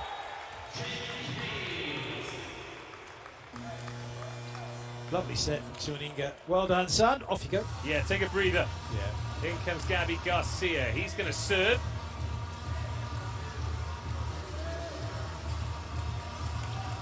Anyone who's seen him anywhere he's been, BYU, Lube Civitanova, Padova, or Milonea Smirnis in Greece knows that this boy can unload. That's a good touch though from Asparov. The touch was nearly there from Garcia, but asked a lot of Champlin. It just appears like there's a little bit of hesitation about what the USA are doing in defence in terms of responsibilities of who's kind of got what time. Not that there's plenty of movement around, but it's like, well, who's got responsibility for this? Who's taken that? There's balls that are falling on the floor that aren't being spiked, as it were, that aren't being then recovered. Tatarov. Oh, D'Agostino does very well. That's good ball, but the block good too. Advantage Bulgaria. Oh, they blocked him. Nikolov. Asparov. USA's turn. D'Agostino. Haynes. What a pickup, D'Agostino. Hewitt. Oh, he's missed it. There was so much good stuff in that rally. There really was. That's such a shame. I think Kyle might be looking at you at daggers. Some incredible defence from the captain. Now looking for a block touch. Ridiculous. Tell you what, it was a good block on Nikolov as well, because very often when the centre swings like that, he catches them cold. But USA, you see that one as well. He's gone thumb down, but if he goes and gets his hand down, so palm facing the floor as he swings, like he'll catch a piece of the block and it will go out, or it will go in. He's unlucky, really unlucky. 2014. Good touch by Champlin. Haynes. Ah, nice off the hands. Yeah, you can't teach 2 meters 10.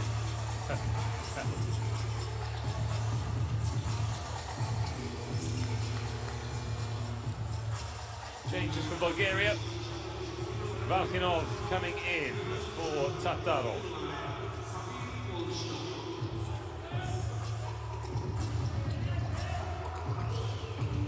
Valkinov, SKV Montana, 33, spent his whole career in Bulgaria's Levski Sofia for a long time. That one's up off the tape. And Asparov. Nice, he's getting there a little bit late with his feet, is Nikolov, but then he's using that movement into the ball then to carry it on, so he's doing well not to be called for a catch ball as he turns it around. Brett Wildman in the game. Coming to the end, well, at the end now of his first season in the pro game, been in Romania. Lovely place to play. D'Agostino chasing backwards. Oh, what a pickup! Go! Oh dear, careful. To the net goes Nikolov. That was dangerous. Okay, champions and the other guys are moving away up the net. They could have really caught somebody. So this is one of those things. If he'd have gone through like that and kept his feet off the floor, technically he's not. There's no problem. Yeah, but he can't defy the laws of gravity. No, you can't. But I'm saying is then. You know, you've got someone who's 6'7" coming under the net, yeah, and that's not infringement, which can be. Always makes me wonder.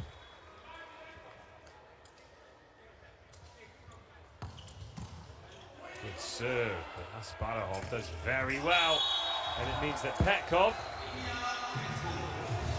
can add the finishing touch. Lovely pass, lovely platform. He's control of the ball. Everyone's then available to go hit.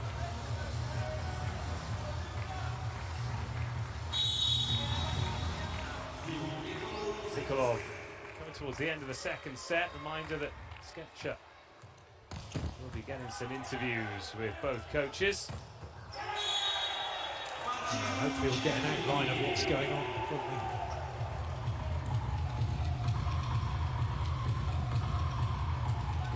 If he gets flat jack again, I'll be fuming.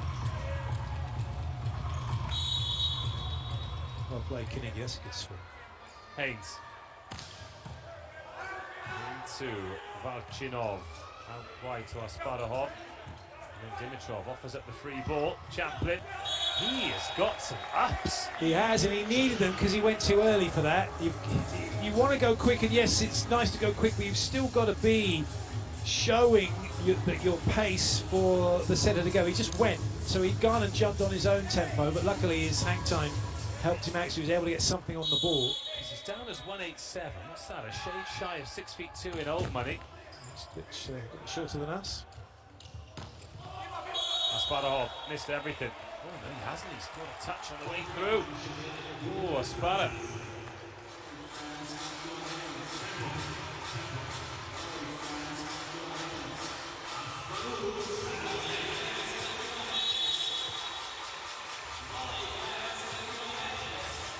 Years of age, he's already had stints in Russia, Poland and Italy. Been all over. Getting a lot of experience and bringing that into this fledgling national team.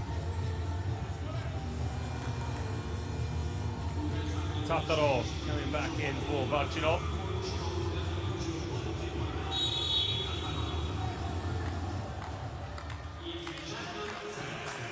Champion.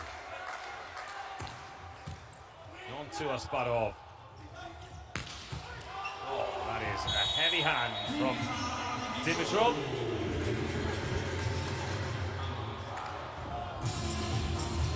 This one really does travel. Haynes is a bit. It does well not to get caught and get injured. Actually, he's quite high on that. If he hadn't got his hands in the way, it'd have been Haynes, not Haynes. Checking they were both still there. Set point. D'Agostino into Chueninger. High off the hands. First set point save. Wildman gets his name in the scorebook.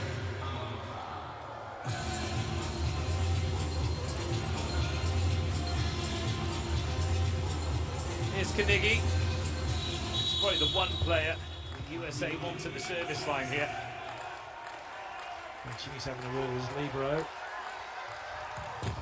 Oh, this time the net beats him. Went for it, had to go for it. And now USA have to go for it because they are 2 sets to 0 down. Bulgaria, good for their lead too. They're looking composed, they're looking mature. They're 1 set away from their first win in this season's Volleyball Nations League. They mentioned quite like work of it as well. Been out there less than an hour. And it is Bulgaria leading by 2 sets to 0. They took the first 25-21, the second 25-20. There are some gymnasts who borrowed their moves from Clayton, revving up the crowd that are here.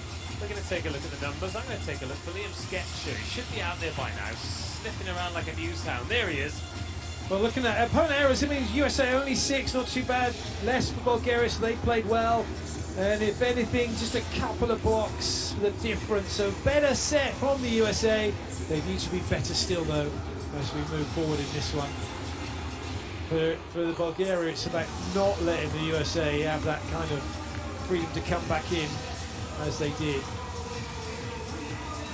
Well, the supercomputer presented by 1xBet is still giving USA a 44% chance of victory. I don't like those odds. I reckon they've got a better chance than that. They do it right. But a few slow-mos to look at. And I'm not talking about Liam's interviews either. They'll be coming up shortly. But so far, so good for Bulgaria. As we said before, this will be the game that these two are really focusing on to try and get the victory. Both have got games tomorrow as well. USA, they play Turkey. That could be an interesting one as well. And Bulgaria play the Netherlands. Right, we're going to hear from Bulgaria first. And Mr. Blencini is with Liam Sketcher. Thank you, Dave. Gian Lorenzo, your team has had to chase the level a lot this week, but today they set the level. Are you happy with this? We must work with this attitude, not depending on the result, because a lot of these guys are their debut. They must stay in the court, feel the sensation, improve in the matches, and I'm not happy or sad. I work on it every ball. We must grow up during these matches. Thank you very much. Still work to do, but best of luck. Thank you. Simple answers, great answers. Dave. Liam, answer. That was one question. He gave us one answer. Rev him harder. I know he's a great coach, but I want to hear more. I always want more. But it's, you know, it's what we expect from him. They're growing, they're growing. He's not going to admit to really wanting to win this game, but of course he wants to win this game, as does Andy Reid. Let's hear from him now with Liam. Thank you, Dave. I'm here with Andy Reid. How important is attitude in this game? It is. It's super important. You know, when you haven't won a set and you're fighting all the time, you just got to somehow get over the hump. If we can do that, we can play really good volleyball. But right now we're fighting a little bit. And it's good to see that some of the other players getting introduced into the game. Ethan Champlin, impressed so far? Yeah, I mean, I saw him play at UCLA this year. You know, they beat us in the national championship, so I'm tired of seeing Ethan Champlin. But now he's wearing red, white, and blue, so I love seeing Ethan Champlin. Well, we're loving seeing him too. Thank you very much, and best of luck for the rest of the game. Lots to love from this game. Lots of young players growing and improving. Different paths to be followed to success. But success will lie at the end for one of these teams at the end of the game. Back to you, Dave. I love that from Andy Reid.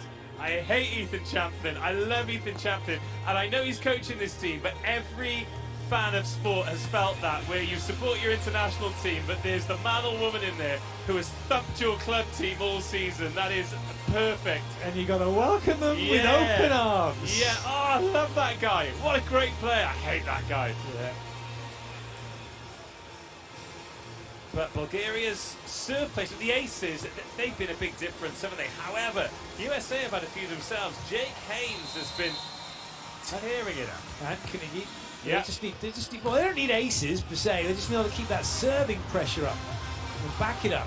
And again, it's, you know, if you've got someone who's gone around and missed, and they're a jump serve, and the next one round to serve as a jump serve, and they miss, and you're the third person round, you just can't go miss. You've got to get it in, even if it means taking a little bit off it if you're the jump server, because you need something.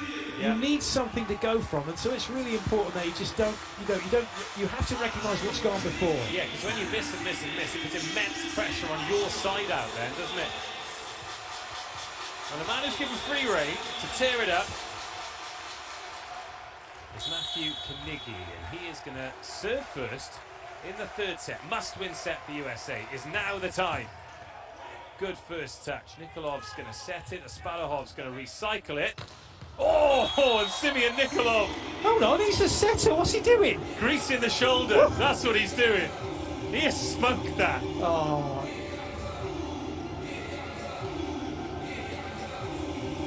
Yeah, got it. Very nice. And here he is serving. Nikolov. On to D'Agostino. Nice pass. Champlin off the hands. Oh, Simeon Nikolov just overran that. It's got a bit slippy on the court then.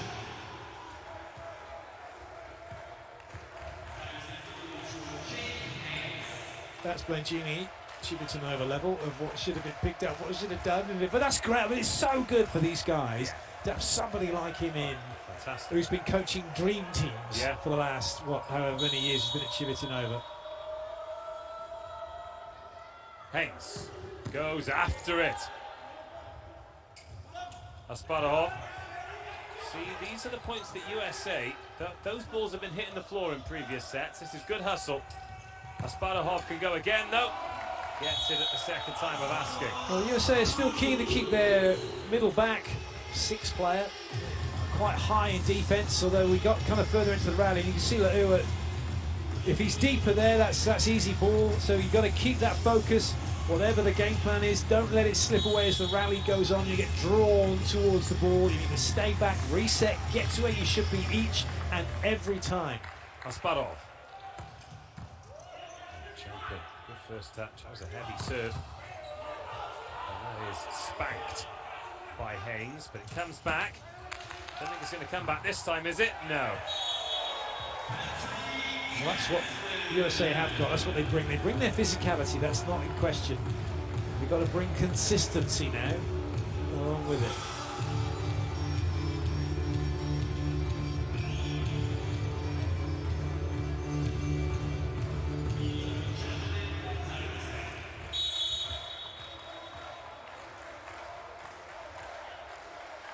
Champion. Tatarov with the first touch. He's going to Cycle that. In fact, he's not. He's going to work it off the block. Set is gorgeous because it's not going away from the block. It's just hanging on there. If anything, just edging a little bit closer. So it's easy to use that ball to play it into the block to get it to go out. Ilya Petkov, Bulgaria with their noses in front. Not anymore.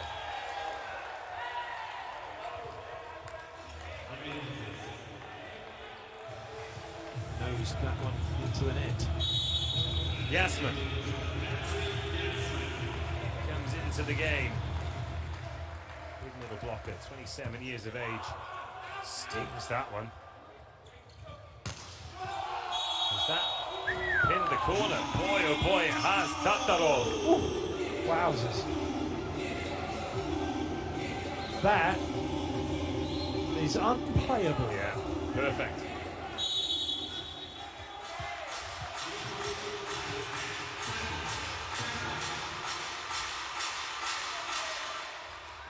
Dimitrov. I thought he'd thrown that too far in front for a moment. Hewitt. Decent block touch. D'Agostino in its setter. Oh, Haynes. That's worth a challenge. Ball touch been given. It sounded like it was off an arm. It must have been wide of the block for there's no child. We've got it coming now. There we go. I was going to say, I thought it was quite late. They've got it in just in time within the 8 seconds. So the question is, if it's wide of the block, but if it's not anywhere close, you think it's going to have caught it. Well, this would be a replay point as opposed to a point for Bulgaria. USA will not win the point if this is a successful challenge.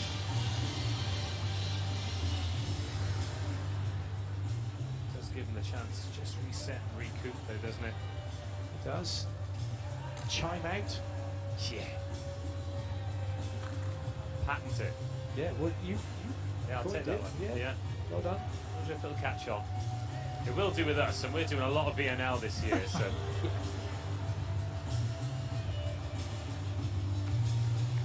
Not next week, though. Headed to Macau. Going to be a good team out there. Make sure you join us for that one.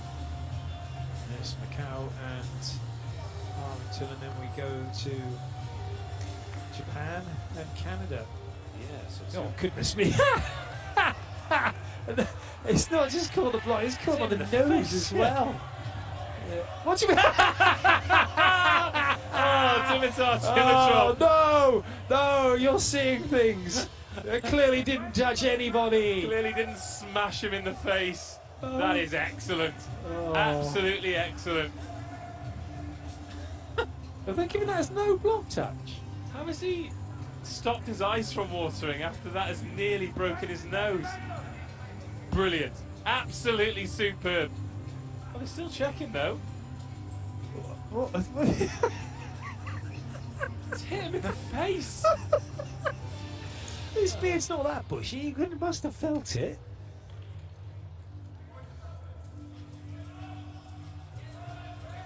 I get to see it again. Go on, show it again. Yeah. It's clearly hitting. But not only that though, it's caught the shirt anyway. Look at the shirt, it's in on the shirt, so that immediately is a touch. And Bulgaria are like, no, not a touch. And Dimitrov needs to be really careful here because he's giving it to Sonia Simonivska. Oh, what? Yes, it's a let ball, isn't it? Because it was a let play. Okay, fine. Yeah, it's just but it was there, they were serving. Yeah. Okay. Well. We go again. The scoreboard reset. It is Bulgaria 4, USA 3. Dimitrov is not winning any Best Actor Oscars for that one.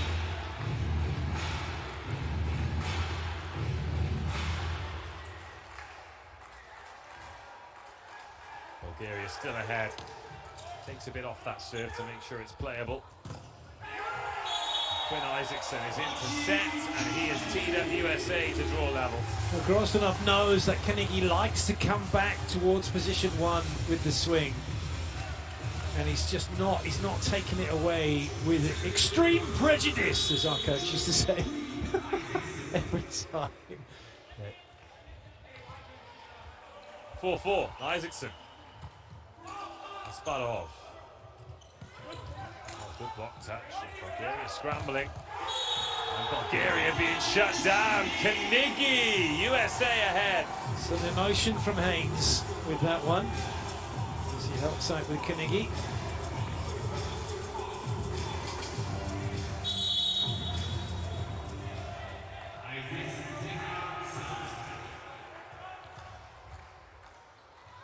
Isaacson. Asparov. Dimitrov. He's off balance. He's trying to hit the winner, not in position to do that from. Here we go, breakpoint lead, USA. D'Agostino's down there, he's revving up that small group of supporters in red, white and blue. They seem to have got the neutrals on side as well, USA. That's a brilliant pickup. Class from Isaacson. Hewitt. Bozhelov. There's a lot of space there, and Tatarov finds it. D'Agostino unlucky not to get a little bit more with his efforts. Nice work from Bulgaria, quickly into position by Tatarov. Clever, good solution found. Tatarov. The service line. Ace. Ace! Baby turned their back on that.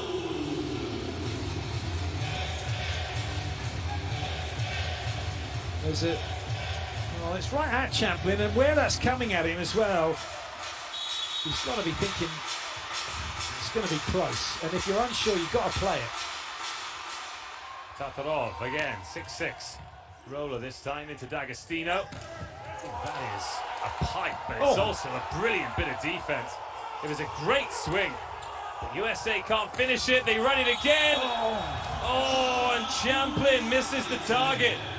Gini's not sure what to make of all that, because that was just superb play. Reed's fuming, and D'Agostino's not happy either. Well, I think maybe there's a throw. All they can think of is a catch ball on the second touch.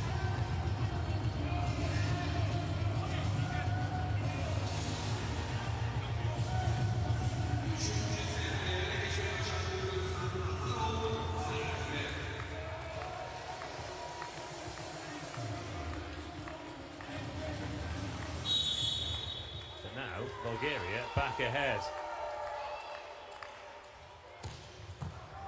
Decent service, Isaacson, lovely touch. Carnegie back in the game. Now Nikolov jousts. Is there a net touch?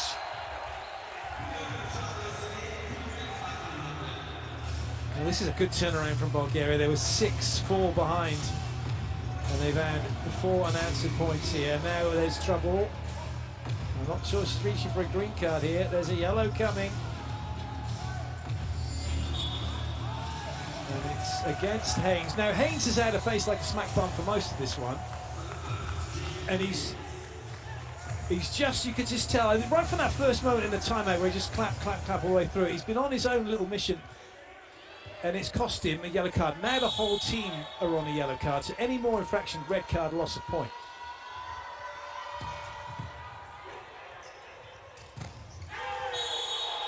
Carnegie, better.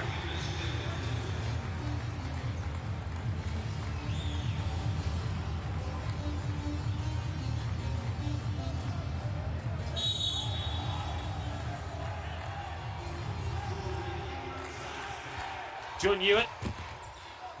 That went into the net. Bozhelov meets it. Oh, and that is a heavy left hand from Dimitar Dimitrov. Score table getting that ball.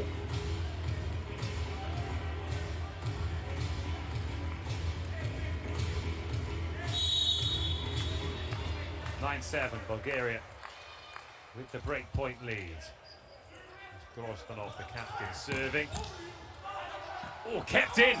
Great hustle. D'Agostino into Isaacson and put down by Carnegie. Isaacson's been good for the team. He gives us something slightly different with what he's doing and what he's and how he's making his sets. And that's a nice move to go to the middle for Carnegie on that set, on that shoot ball.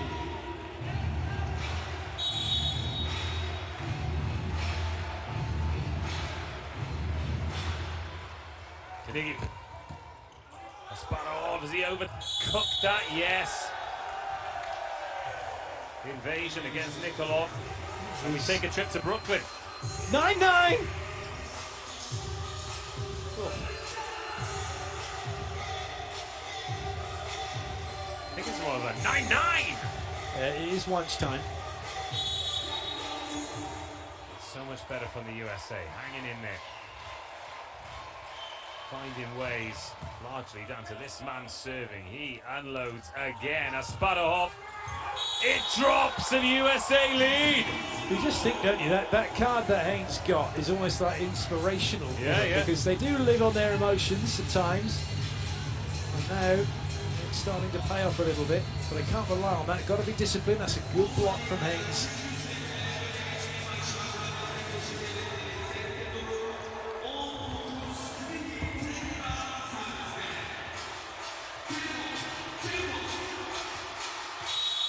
Carnegie gives it a good sniff. Floats it in this time. Nikolov needs a bit of magic. Asparov! Oof, taking on that block. Did I add a few too many syllables to that feed, did I? Anyone would have think you stepped on a live wire or something as you said that then. Oh He's dear. living dangerously.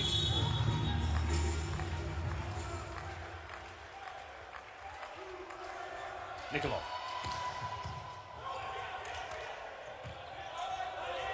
Haynes.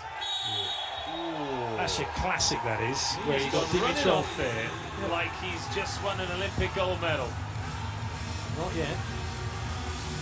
But as the block coming in from Dimitrov, he gets out there, but he's off the net. Look, so he's making it so it's just going to come down, straight down, but on his own side.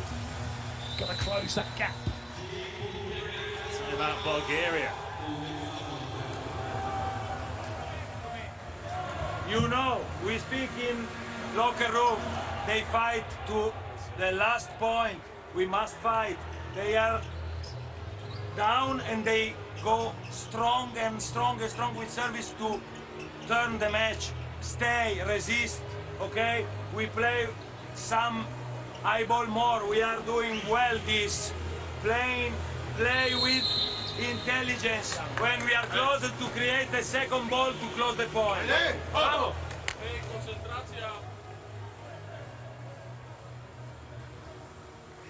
Intelligence is what Blengini believes will be the difference. But at the moment, USA running as hot as they've run. And they've got a lead here. They've got one of their guns on the service line, full of adrenaline. Oh boy, is he full of adrenaline. It's very good, right? It's great, but you can't over-rev. He's got to temper it. He's got to be able to switch that off now, go back and do it again. He has cooked that. That's 127 kilometers an hour. Faster than emotion.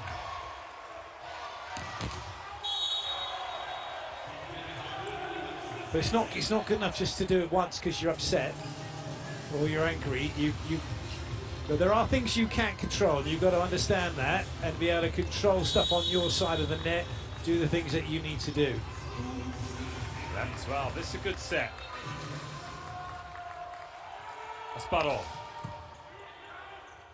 Isaacson's had to chase it. There's a big space there and a good hand on it by Asparov. Free ball for USA and a chance at a break point.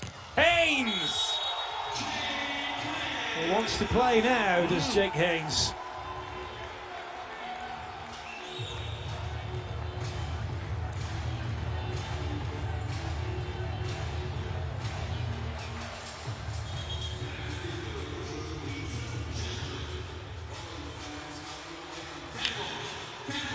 Champlin. Different vibe about Champlin compared to Haynes. Cool customer.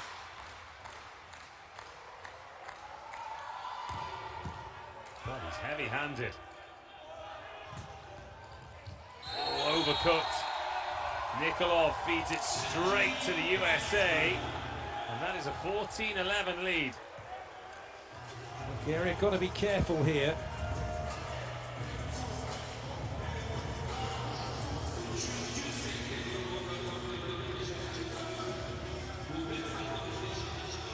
Change in the passing unit. Asparov coming out, Valchinov coming in. Same substitution as before, and Bulgaria need a side out. Chance to get one here. Taken! Down it goes from Petkov. Bulgaria have controlled their emotions really well. But this is like rarefied territory for them. 2-0 up. Playing well, now they're trying to play a bit of catch-up here. Petkov. That's a wild one.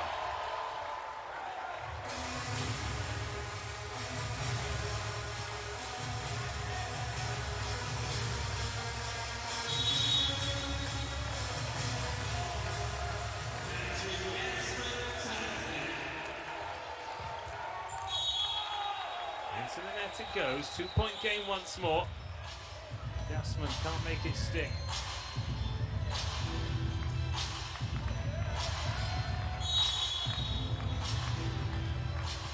Dimitrov.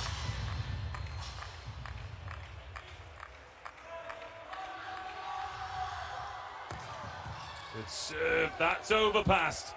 Chance to get one back. Oh, unlucky! Unlucky, Jake Haynes, Dimitrov. Very lucky Simeon Nikolov, because that was just some showy offsetting from him. Just about got enough on that to get it out wide for the free swing. Great to watch, Mike, though. Yeah, really good, yeah.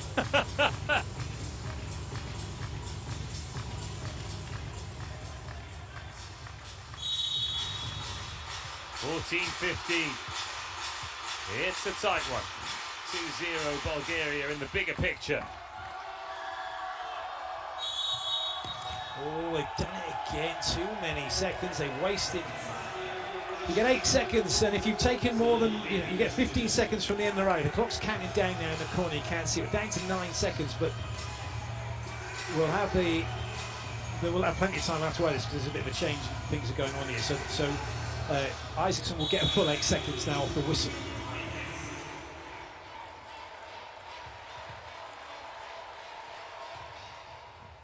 Oh, it's a bad touch.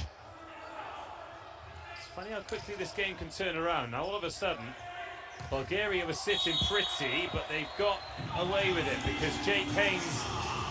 Well, it wasn't a great touch from him to start with.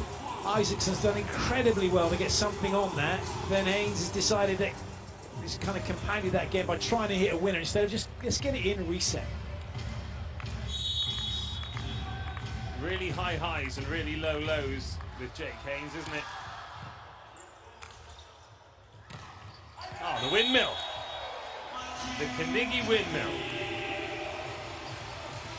Well, I have been wondering whether or not the surname he's got is of Dutch origin, which would kind of then go with the windmills from Amsterdam. Until I see him leave the venue in clogs, I'm not going to believe it.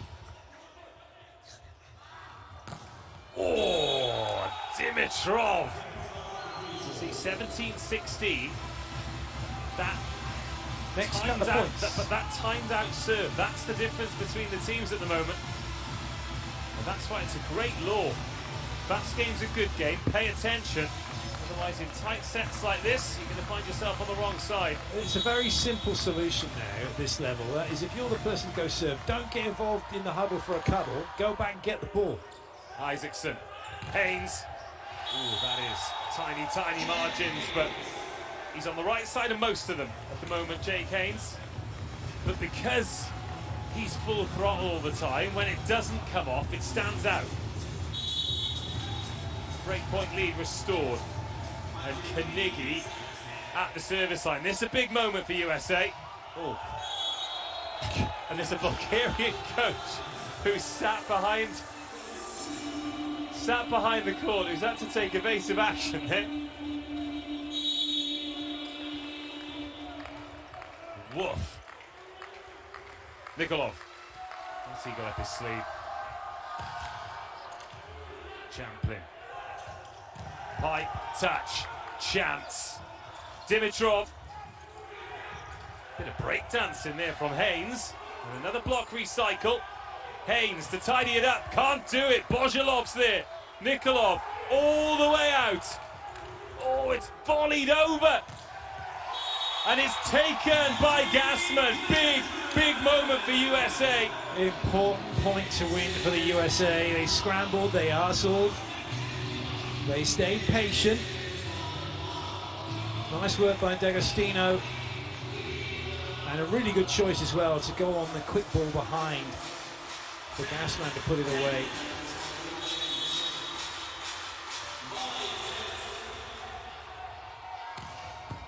What a serve. Oh, the block, the recycle. But a catch ball called.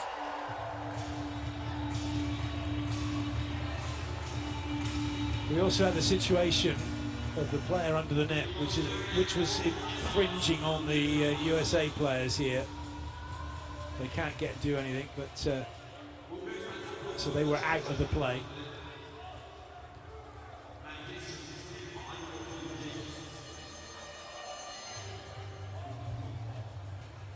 It was the centre line fault, not the catch ball, so they can challenge But it. then the referee can say, no, you're infringing, because effectively there were two American players who weren't going anywhere fast. Because so for me, right, infringement is if I've got to take my eye off the ball because you're under the net and I'm looking at you, I'm now not linked into the play. So whatever happens after that, I'm out of sync. You've infringed upon what I'm trying to do. It doesn't mean that the ball has to be where I am. Sasha from Bolt 6 decided she wants to be first referee. What's going on there? Technical issues. But this is a really important point about your feet under the net. Yeah, straight away. Hand across the line, you across the line, your feet not, technically not a fault, but there is the element of interfering with play. And that doesn't mean interfering with where the ball is, it's stopping you from doing what you need to do. But this is effectively subjective, isn't it? It's up to the referee. Well, it shouldn't be. The minute the player takes their eyes off of the ball on the other side of the net because someone's under it, then it should be a fault. And anyway, he's touched the net as he's gone under, which just kind of helps the situation. But the fact that they were waiting to see that instead of just going, no, clearly infringed two players, and then we could have got off of this ages ago. So now Ilya Petkov wants to have his say.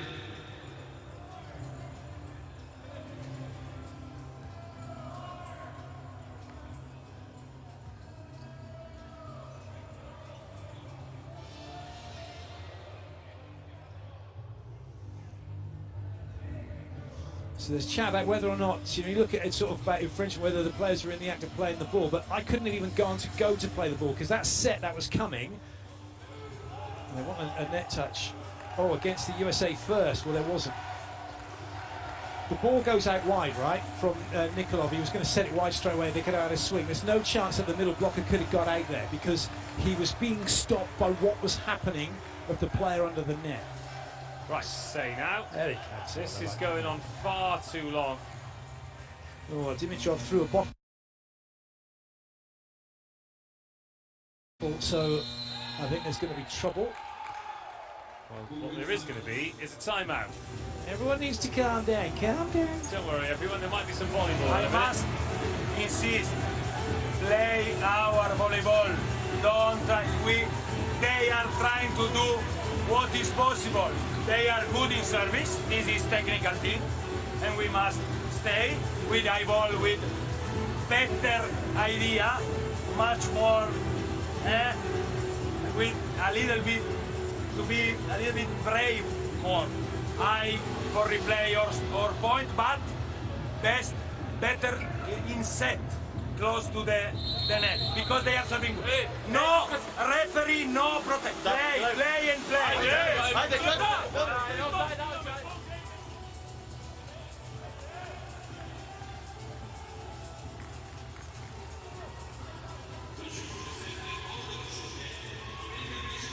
Yeah, it's important, isn't it? They don't want to get entangled and embroiled in what the USA are doing. Ignore that. Play their own game. Focus on themselves and what they can control. You can't control the ref, you can't control what the other team are going to do and how they're going to react to stuff and how they're going to behave. I'll buy your dinner if this is a float serve. And goes in. Moves out. So, yeah. It's not bad play this from Bulgaria because they've just kind of taken a little bit of this out, just deflated the situation a bit by taking that time out, helping to calm everyone down, and it stopped the USA from being able to play at this emotional level they were at for the moment. Asparov gets that one in, taken early by Gassman, and USA are bouncing. They need this focused intensity now, the USA. And it's good work. Isaacson's getting to the middles, and it's doing the business at the minute for the US. Here's Champlin. Oh, that has crept up on Tatarov. That's another free ball. This is a massive opportunity for USA now to take the set. They're 3 points away, and they've got a 4-point lead. And it's all going right for Andy Reid's men. With help from the net, have to give the free ball. Very nice turn to the line. I mentioned it before, last time he was at the service line, but amongst this emotional maelstrom, Ethan Champlin does add just an air of calm.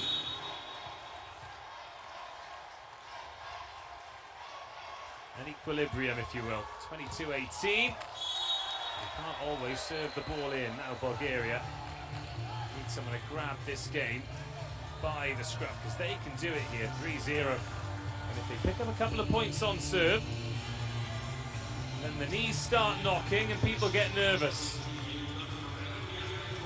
Vladimir Garkov is going to come in. It's not going to be Petkov at all.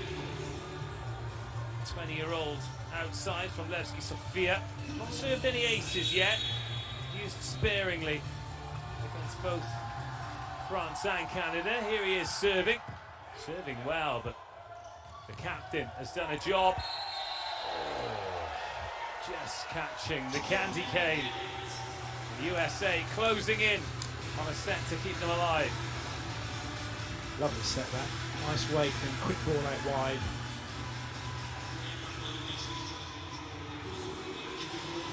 Garkov back out.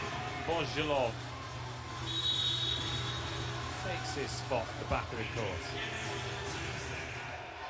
Gassman. Nikolov with the first touch. Bonjalov with the second.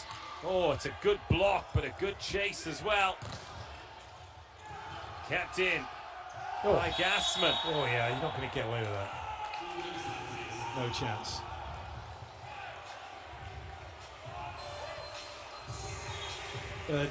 Triple touch. Too well to get through.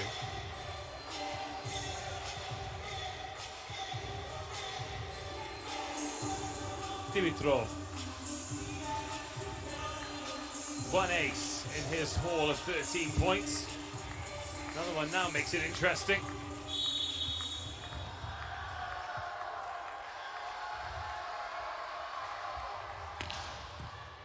Good serve, but a good chase from Haynes. It's going to be a free ball. Bulgaria need to convert. Nikolov over on the second ball. Oh, Bulgaria have made a right mess of that. Oh, I'll tell you what, Jake Haynes so nearly made a mess of his legs then. He's so lucky that he was able to be gazelle-like over the advertising hoardings off those plastic chairs and somehow not hurt himself.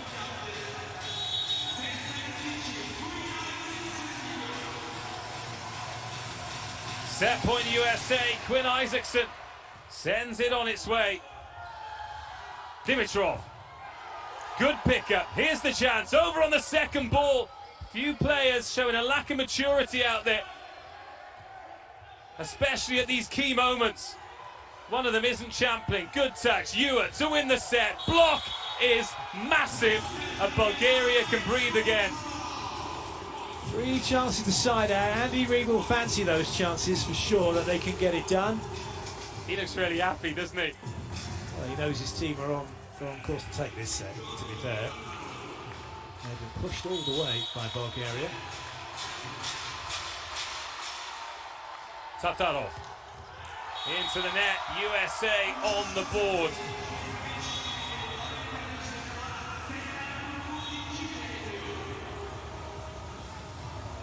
(25-21). And a look of resignation on the face of Blengini, because there's a lack. I said it after Jake Haynes tried to dump that ball over. Such a few players on either side showing a lack of maturity. Bulgaria 2, USA 1, game on here in the final game of day 5 in Antalya.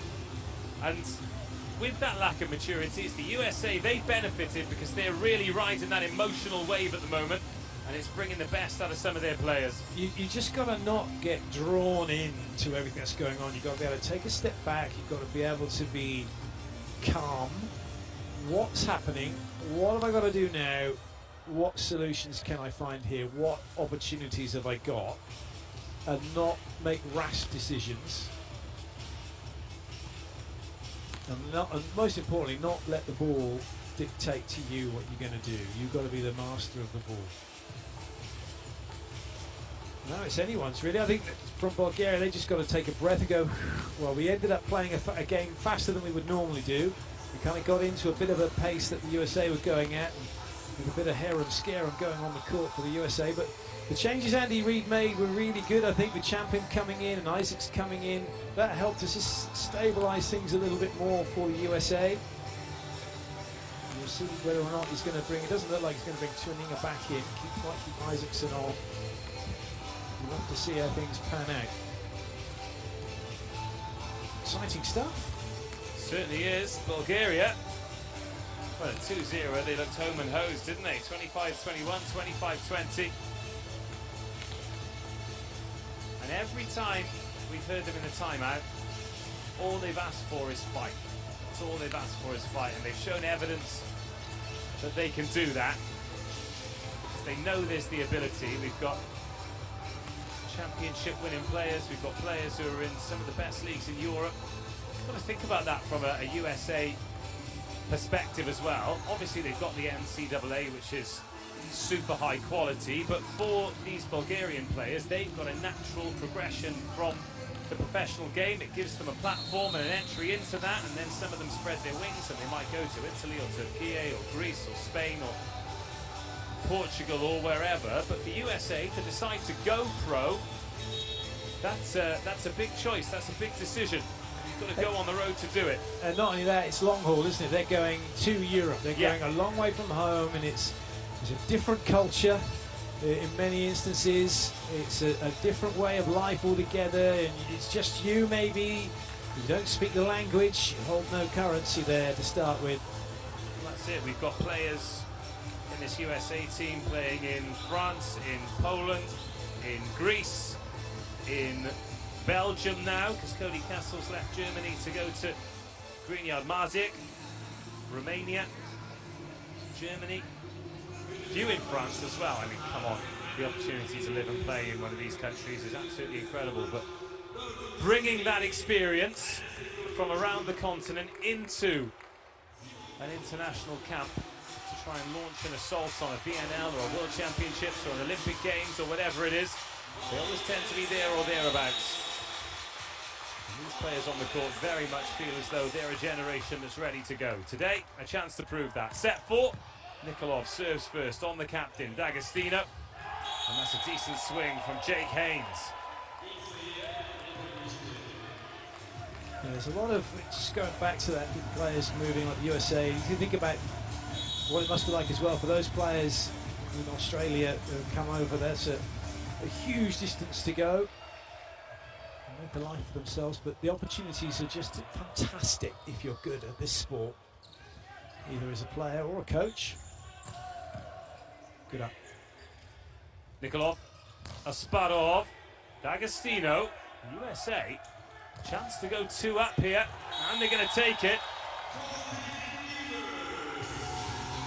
Dimitrov didn't really know where it had gone once it had caught his hands.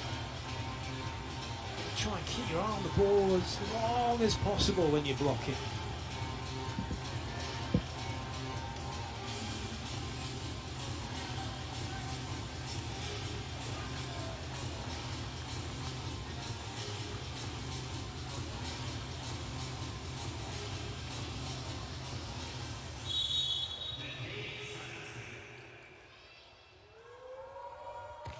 Haynes on to Tatarov. Nikolov has to chase. Asparov finds a lovely winner.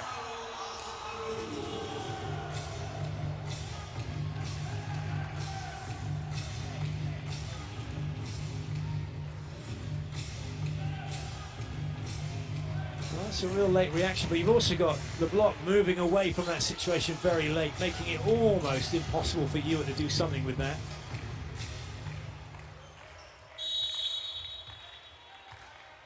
Asparov serving.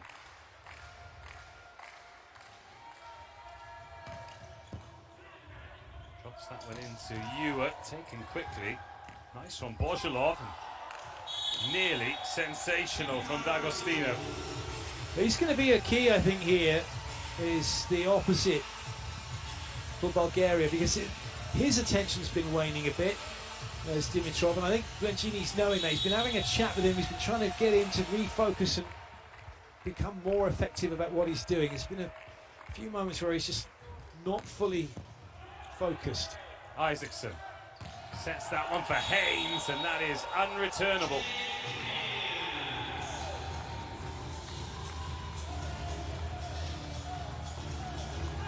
That is an email with a no reply address on it.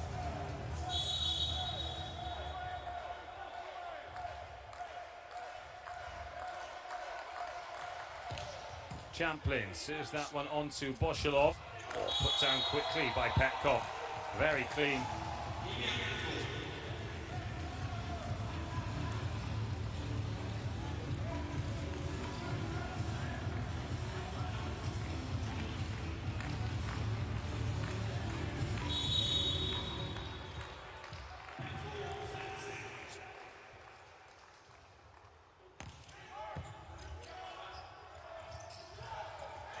Well, it's unlucky, but also the fact there was a net touch anyway, so the rally's over.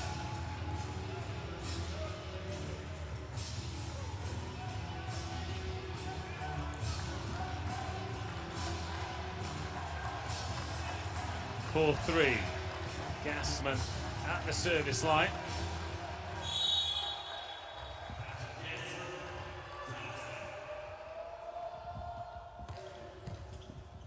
Oh, and he goes heavy on Tatarov. And Haynes is absolutely flying.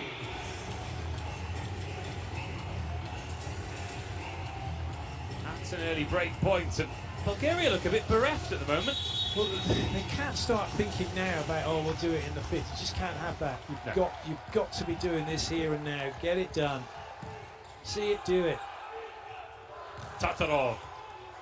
Good hand on that by Gassman. And USA continue to ride the wave. And that waft, that smell starts to fill the nostrils. There is a bit of a bouquet around here. Early timeout call by Bulgaria, 3 points down.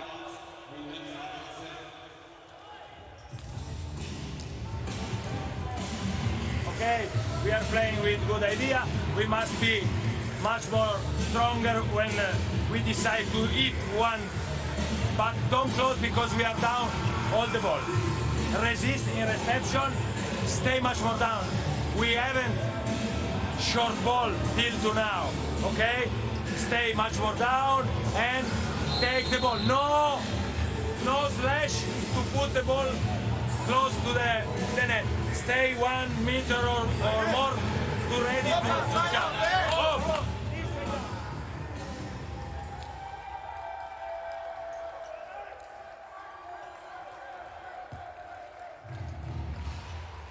It's a tricky one in a minute for Blanchini. He knows what he wants to say, but it's English not being his first language, and neither either for some of the Bulgarians. So trying to find the exact thing he needs to say to get the message across is proving a bit tricky. Nothing tricky about that one. Yeah, important point.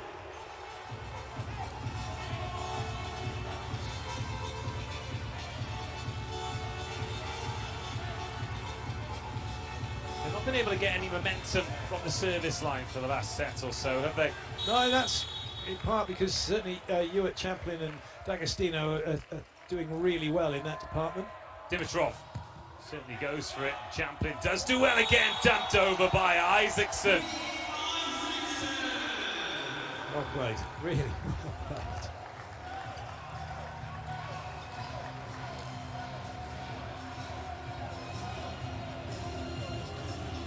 Great decision.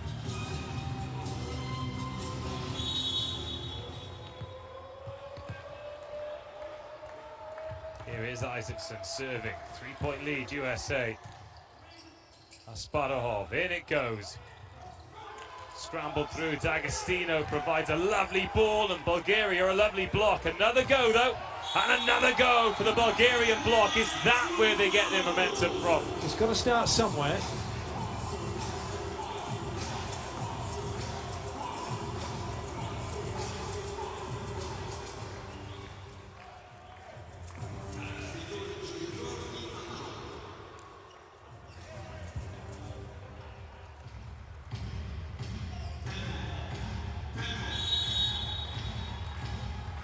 Five-7.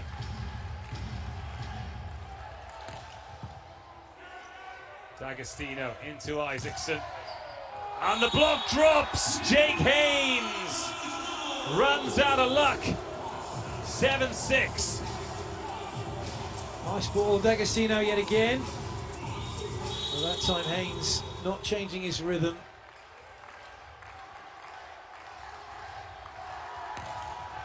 Into the net.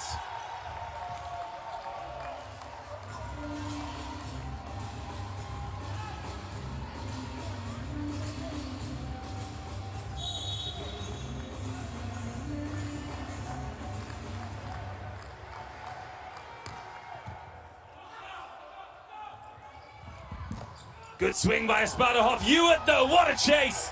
Superb, but over on the second ball. And cross-court goes Dimitrov. Momentum for Bulgaria. Starting to see what we witnessed in the first two sets now from Bulgaria. Despite the best attempts of the USA, big gap in the block. Champlin's out a bit too wide. Carnegie can't get to him to close that gap. And full advantage taken by Dimitrov.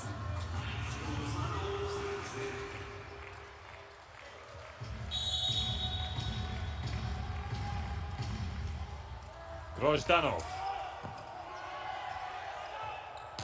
That is really nicely done by everyone, starting with D'Agostino. Champlin's really stepping up and delivering.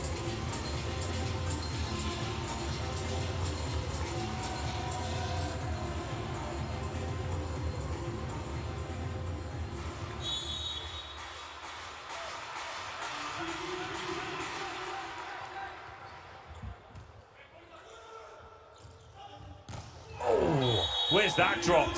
Where's that dropped? Oh, Asparuhov. They want to challenge this for the last touch, but I don't think they can. Well, they can challenge last touch. What they can't challenge is ball in out.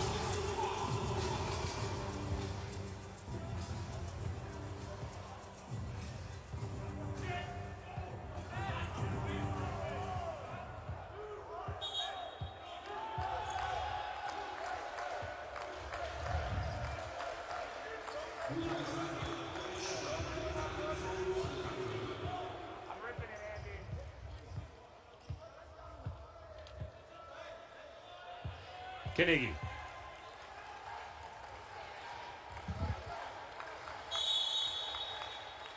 Still 10-7, USA. Another heavy contact, serving beautifully.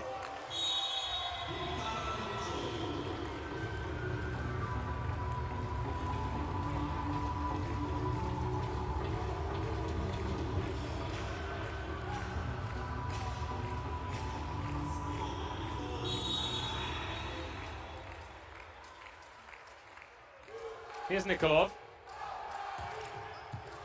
D'Agostino, another good pass. But the block is massive on Champlin. And we wondered where Bulgaria could build some momentum. They're building it from the block right now.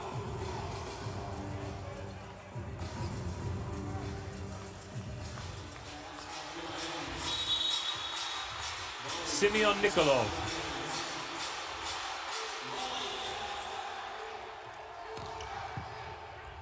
Isaacson. Haynes down the line. That's what he does so well.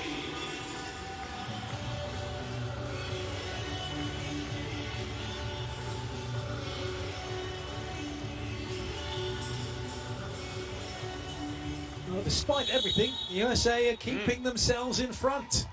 Got this break point, Haynes. He is serving with a license to go for it. I mean, that ace in the last set, what was it, 127 kilometers an hour. Serious, serious stuff. But Bulgaria, through the block, finding a way back in. Asparov. Isaacson. Oh, Champlin. I thought he caught the block with that one. It sounded like he did. It was such a just the noise of it was like it was definitely crumpled up on some fingers. I think there's been an admission here because Champlin has already gone back to serve. Yeah, the admission's coming as well because the Bulgarian player's like, oh, come on, my finger's back.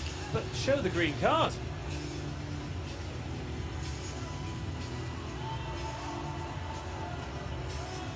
I mean, look at that, properly mashed up his hand. Yes, you've got to admit that it sounded uncomfortable, didn't it?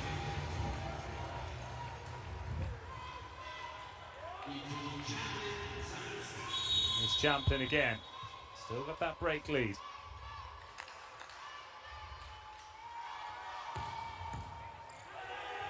Even more than that now, because Champlin dishes up an ace. He's quietly gone about the business of doing the business here for the USA. He's been steady throughout.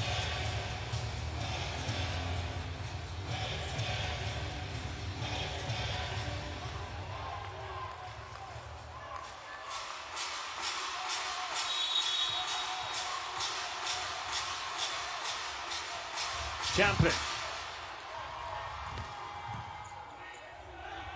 Nikolov. Oh, lovely touch by Champlin. He's been a real difference maker. And D'Agostino gets under that. Pretty passive though, and allows Bozhilov the chance to tee up Dimitrov. Brilliant pickup. And D'Agostino. This is outstanding. Whoever wins this point has got big cause to celebrate. And it could still be USA. Back with Bulgaria though. Nikolov, a choice to make. Goes for Dimitrov, and Bulgaria take it. Everybody giving everything.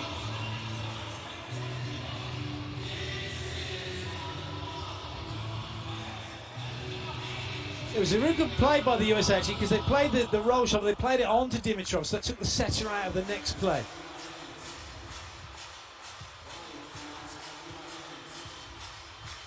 Right now, though, there's just not enough in terms of the serving pressure coming from Bulgaria. They've got to stress the communication lines, the conflict areas, those hallways of hesitation between this passing, because right now, EUA, D'Agostino, and Champlin are onto it really easy.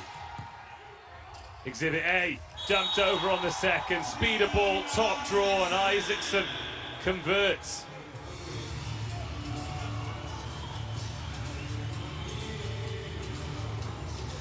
Stinks of 5 sets in here. Yes, there is odeur de 5 going on, isn't there?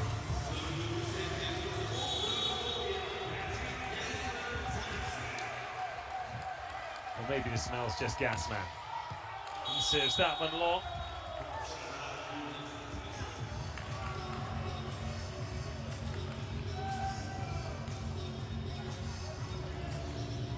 Dimitar Dimitrov, what's he got to say about proceedings?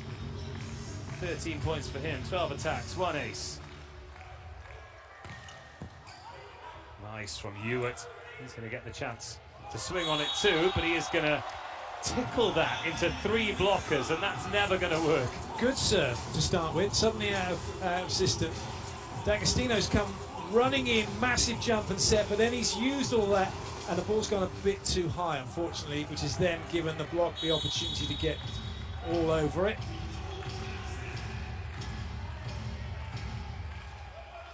Dimitrov, top spinner into Carnegie. Ooh. And a real breakdown in communication allows Nikolov the chance, and Dimitrov the chance to bounce that ball for 14 all.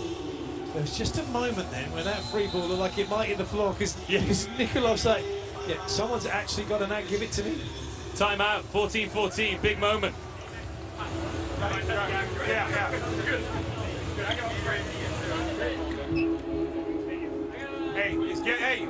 Get this serve in the air. We got plenty of guys. Hit the ball. Hey, look at here. Hey, look at here for D-ball. Look at here for D-ball.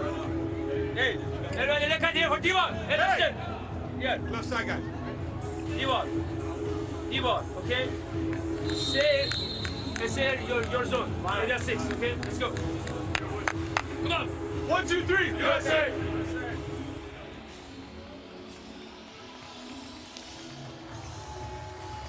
3 points in a row for Bulgaria. Slowly but surely finding their way back in. They were 6-3 down. USA need to try and reach those heights again. Talked about it a lot. When you're playing on that emotion, you can't maintain that emotion for entire sets, let alone 2, 3, 4 or 5. It's physically and mentally draining when you're doing that. Dimitrov, good service, but Champlin with another good touch. Here's Haynes. Oh dear, 1 foot Yahoo! No. That was less Yahoo, more Ask Jeeves. Bulgaria sneak ahead. Now, this is where USA need to dig in. They've been fueled by this kind of thing before. Can they use this? They're only ever a couple of points away from just disappearing out of sight. But it's a good service run from Dimitar Dimitrov. Here he goes again. Takes it right off it. Good touch by Carnegie. And Haynes, when he gets that line shot right, it is a thing of beauty. And doesn't he let you know it? Those long levers coming into good effect here. Threading the needle between block and defense.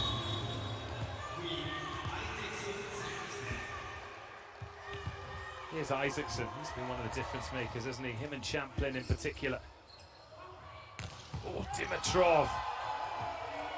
Fair dues to D'Agostino. Fair dues to Isaacson on the chase as well. He's gone full slip and slide out there. He really has, and it's nice, but it's also a waste because the ball's clearly gone through the antenna. Hurt his hip there as well. Again, it's like, look, it's gone through the antenna. It doesn't matter if you got a touch on it at all. It's rally over. Just hoping that effort's reciprocated, obviously. There is certainly no shortage of effort from this USA team to try and dig themselves out of this hole. Isaacson. Gore Haynes is shut down. Excellent block. And this is where you can just let the volleyball do the talking. Get up, get across, shut them down. Grozdanov. That is the thing with the Bulgarian team. No matter where they are in terms of their development, they are always going to be a strong blocking team. And that's a nice pickup. Asparov off those hands, watches it down. Lovely play by Tatarov. And now it's 18-15, and there's a big swing in the momentum. Well, the serving pressure's picked up a bit. Just And the blocking is starting to work well.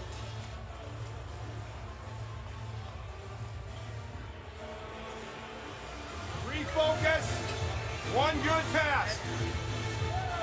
One good pass. No time to let go of that energy we've been building. Yeah? It's just a couple of points. It's a couple of points. Grind it out.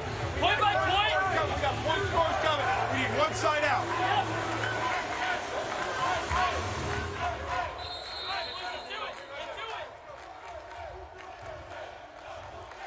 Look at this points run.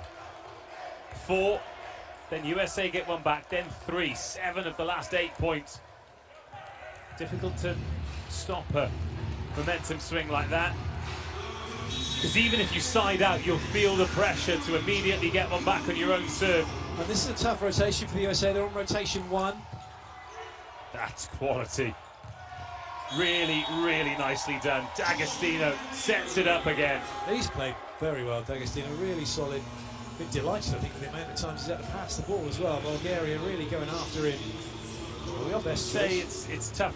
I said myself, it's tough to keep those energy levels up, but he seems to do it for the entire game. Well, he hasn't got a jump, and he hasn't got a spike and block or serve. It's a bit of pass, a bit of defense. Here's Brett Wildman. Outside by trade, being used as a specialist server in this USA team as far as Asparuhov. God, Nikolov slammed up the funk. Oh, goodness me. What he's done really well is he's thrown that down with some force, but he's done it in a way as well not to touch the net. You hope that this audacity doesn't leave his game. He just learns to control it a little bit more. Yeah, you want that little bit of flair from him and confidence. Good pickup, nicely done. Tatarov, now Asparuhov off the hands. And D'Agostino not quite tall enough. Yeah, he's a fraction of his jump, a fraction later. He's like, look at that, Dad's so happy, isn't he, with what he's seeing. Well, of course they are, they've got a restaurant reservation. I'm not so sure about the time. Yeah, they'll miss that with a 5th set. Just the fact that he's just watched his son go up, just go, yeah, Yahoo. Throw it down.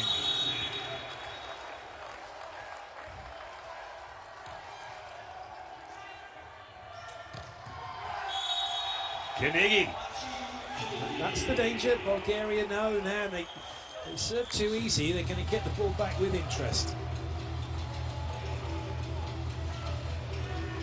Here is Carnegie. Short shorts and all.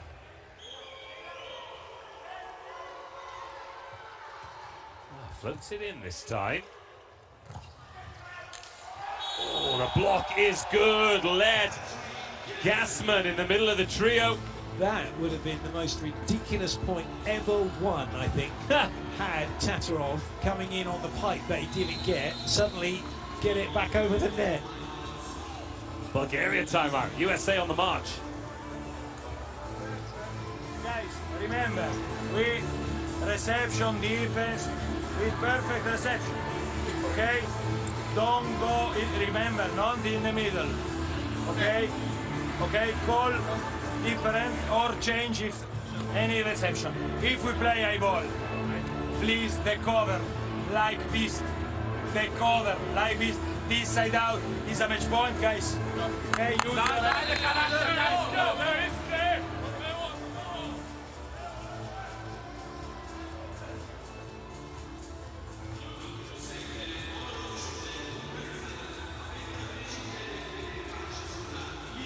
Here we go then.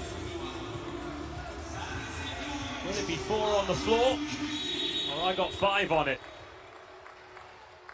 USA 18, Bulgaria 20. Kaniki. Oh, Asparuhov, fair play. Kaniki's there. Was there a little net touch there? No, that is very well played. But there may be trouble ahead, but it's trouble for Bulgaria. Monster block. It's all off this Kaniki serve, it's causing all sorts of problems.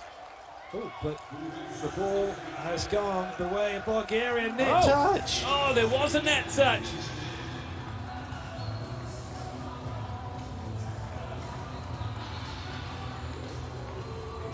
So Liam Sketcher's going to be coaching in the Bundesliga next season. He's not going to be looking forward to Carnegie serving. No, he's going to be getting a good look at it here.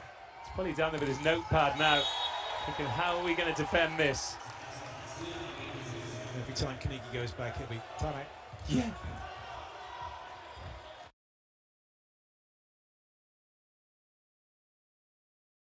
Just to keep them in the rally. That's played at the back, looking for the pipe, don't get it. Haynes off the hands, USA back within one. Now it gets interesting. We'll see who's made of what here in terms of siding out. It's all about, still all about Bulgaria's side-out game. 4 of them required without any break points, and the job's done.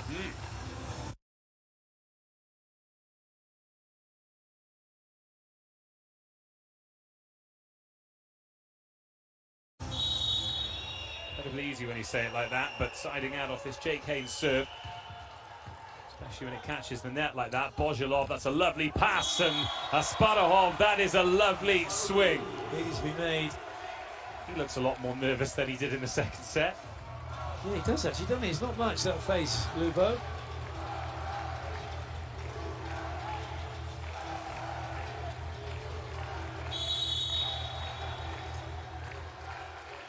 Asparahov, breakpoint lead for Bulgaria in a potentially decisive 4th set, and a massive ace! That couldn't have come at a better time for Bulgaria. He served really well. 3rd ace of the game for Asparahov. A 14-point return as well. Now USA need to be perfect. Instead, it's Asparahov who goes back-to-back. Lupo loves it. Once a volleyball fan, yes, always always. A volleyball fan. It never leaves you. This game grabs you and it just never lets you go. Asparahov serving for the match. 4 match points for Bulgaria. Haynes. He deserved that, because that was a ballsy swing. He just went for it, didn't he? He's like, right, whatever comes what may, going to be aggressive. Great serving, great block from Bulgaria. Well-earned point. Now, if Champlin picks up an ace here, this is when the knees start to knock for Bulgaria. And this is such a tough serve, because he needs to go for it, but can't make an error. The game's on the line. Champlin. Lovely pass in to Nikolov. Put away by Tatarov. And Bulgaria get their first win of this season's Volleyball Nations League. Nights like tonight, tests like tonight, and coming through them are so important in a team's development. And Bulgaria have just levelled up here in Antalya. Magnificent moment for these youngsters.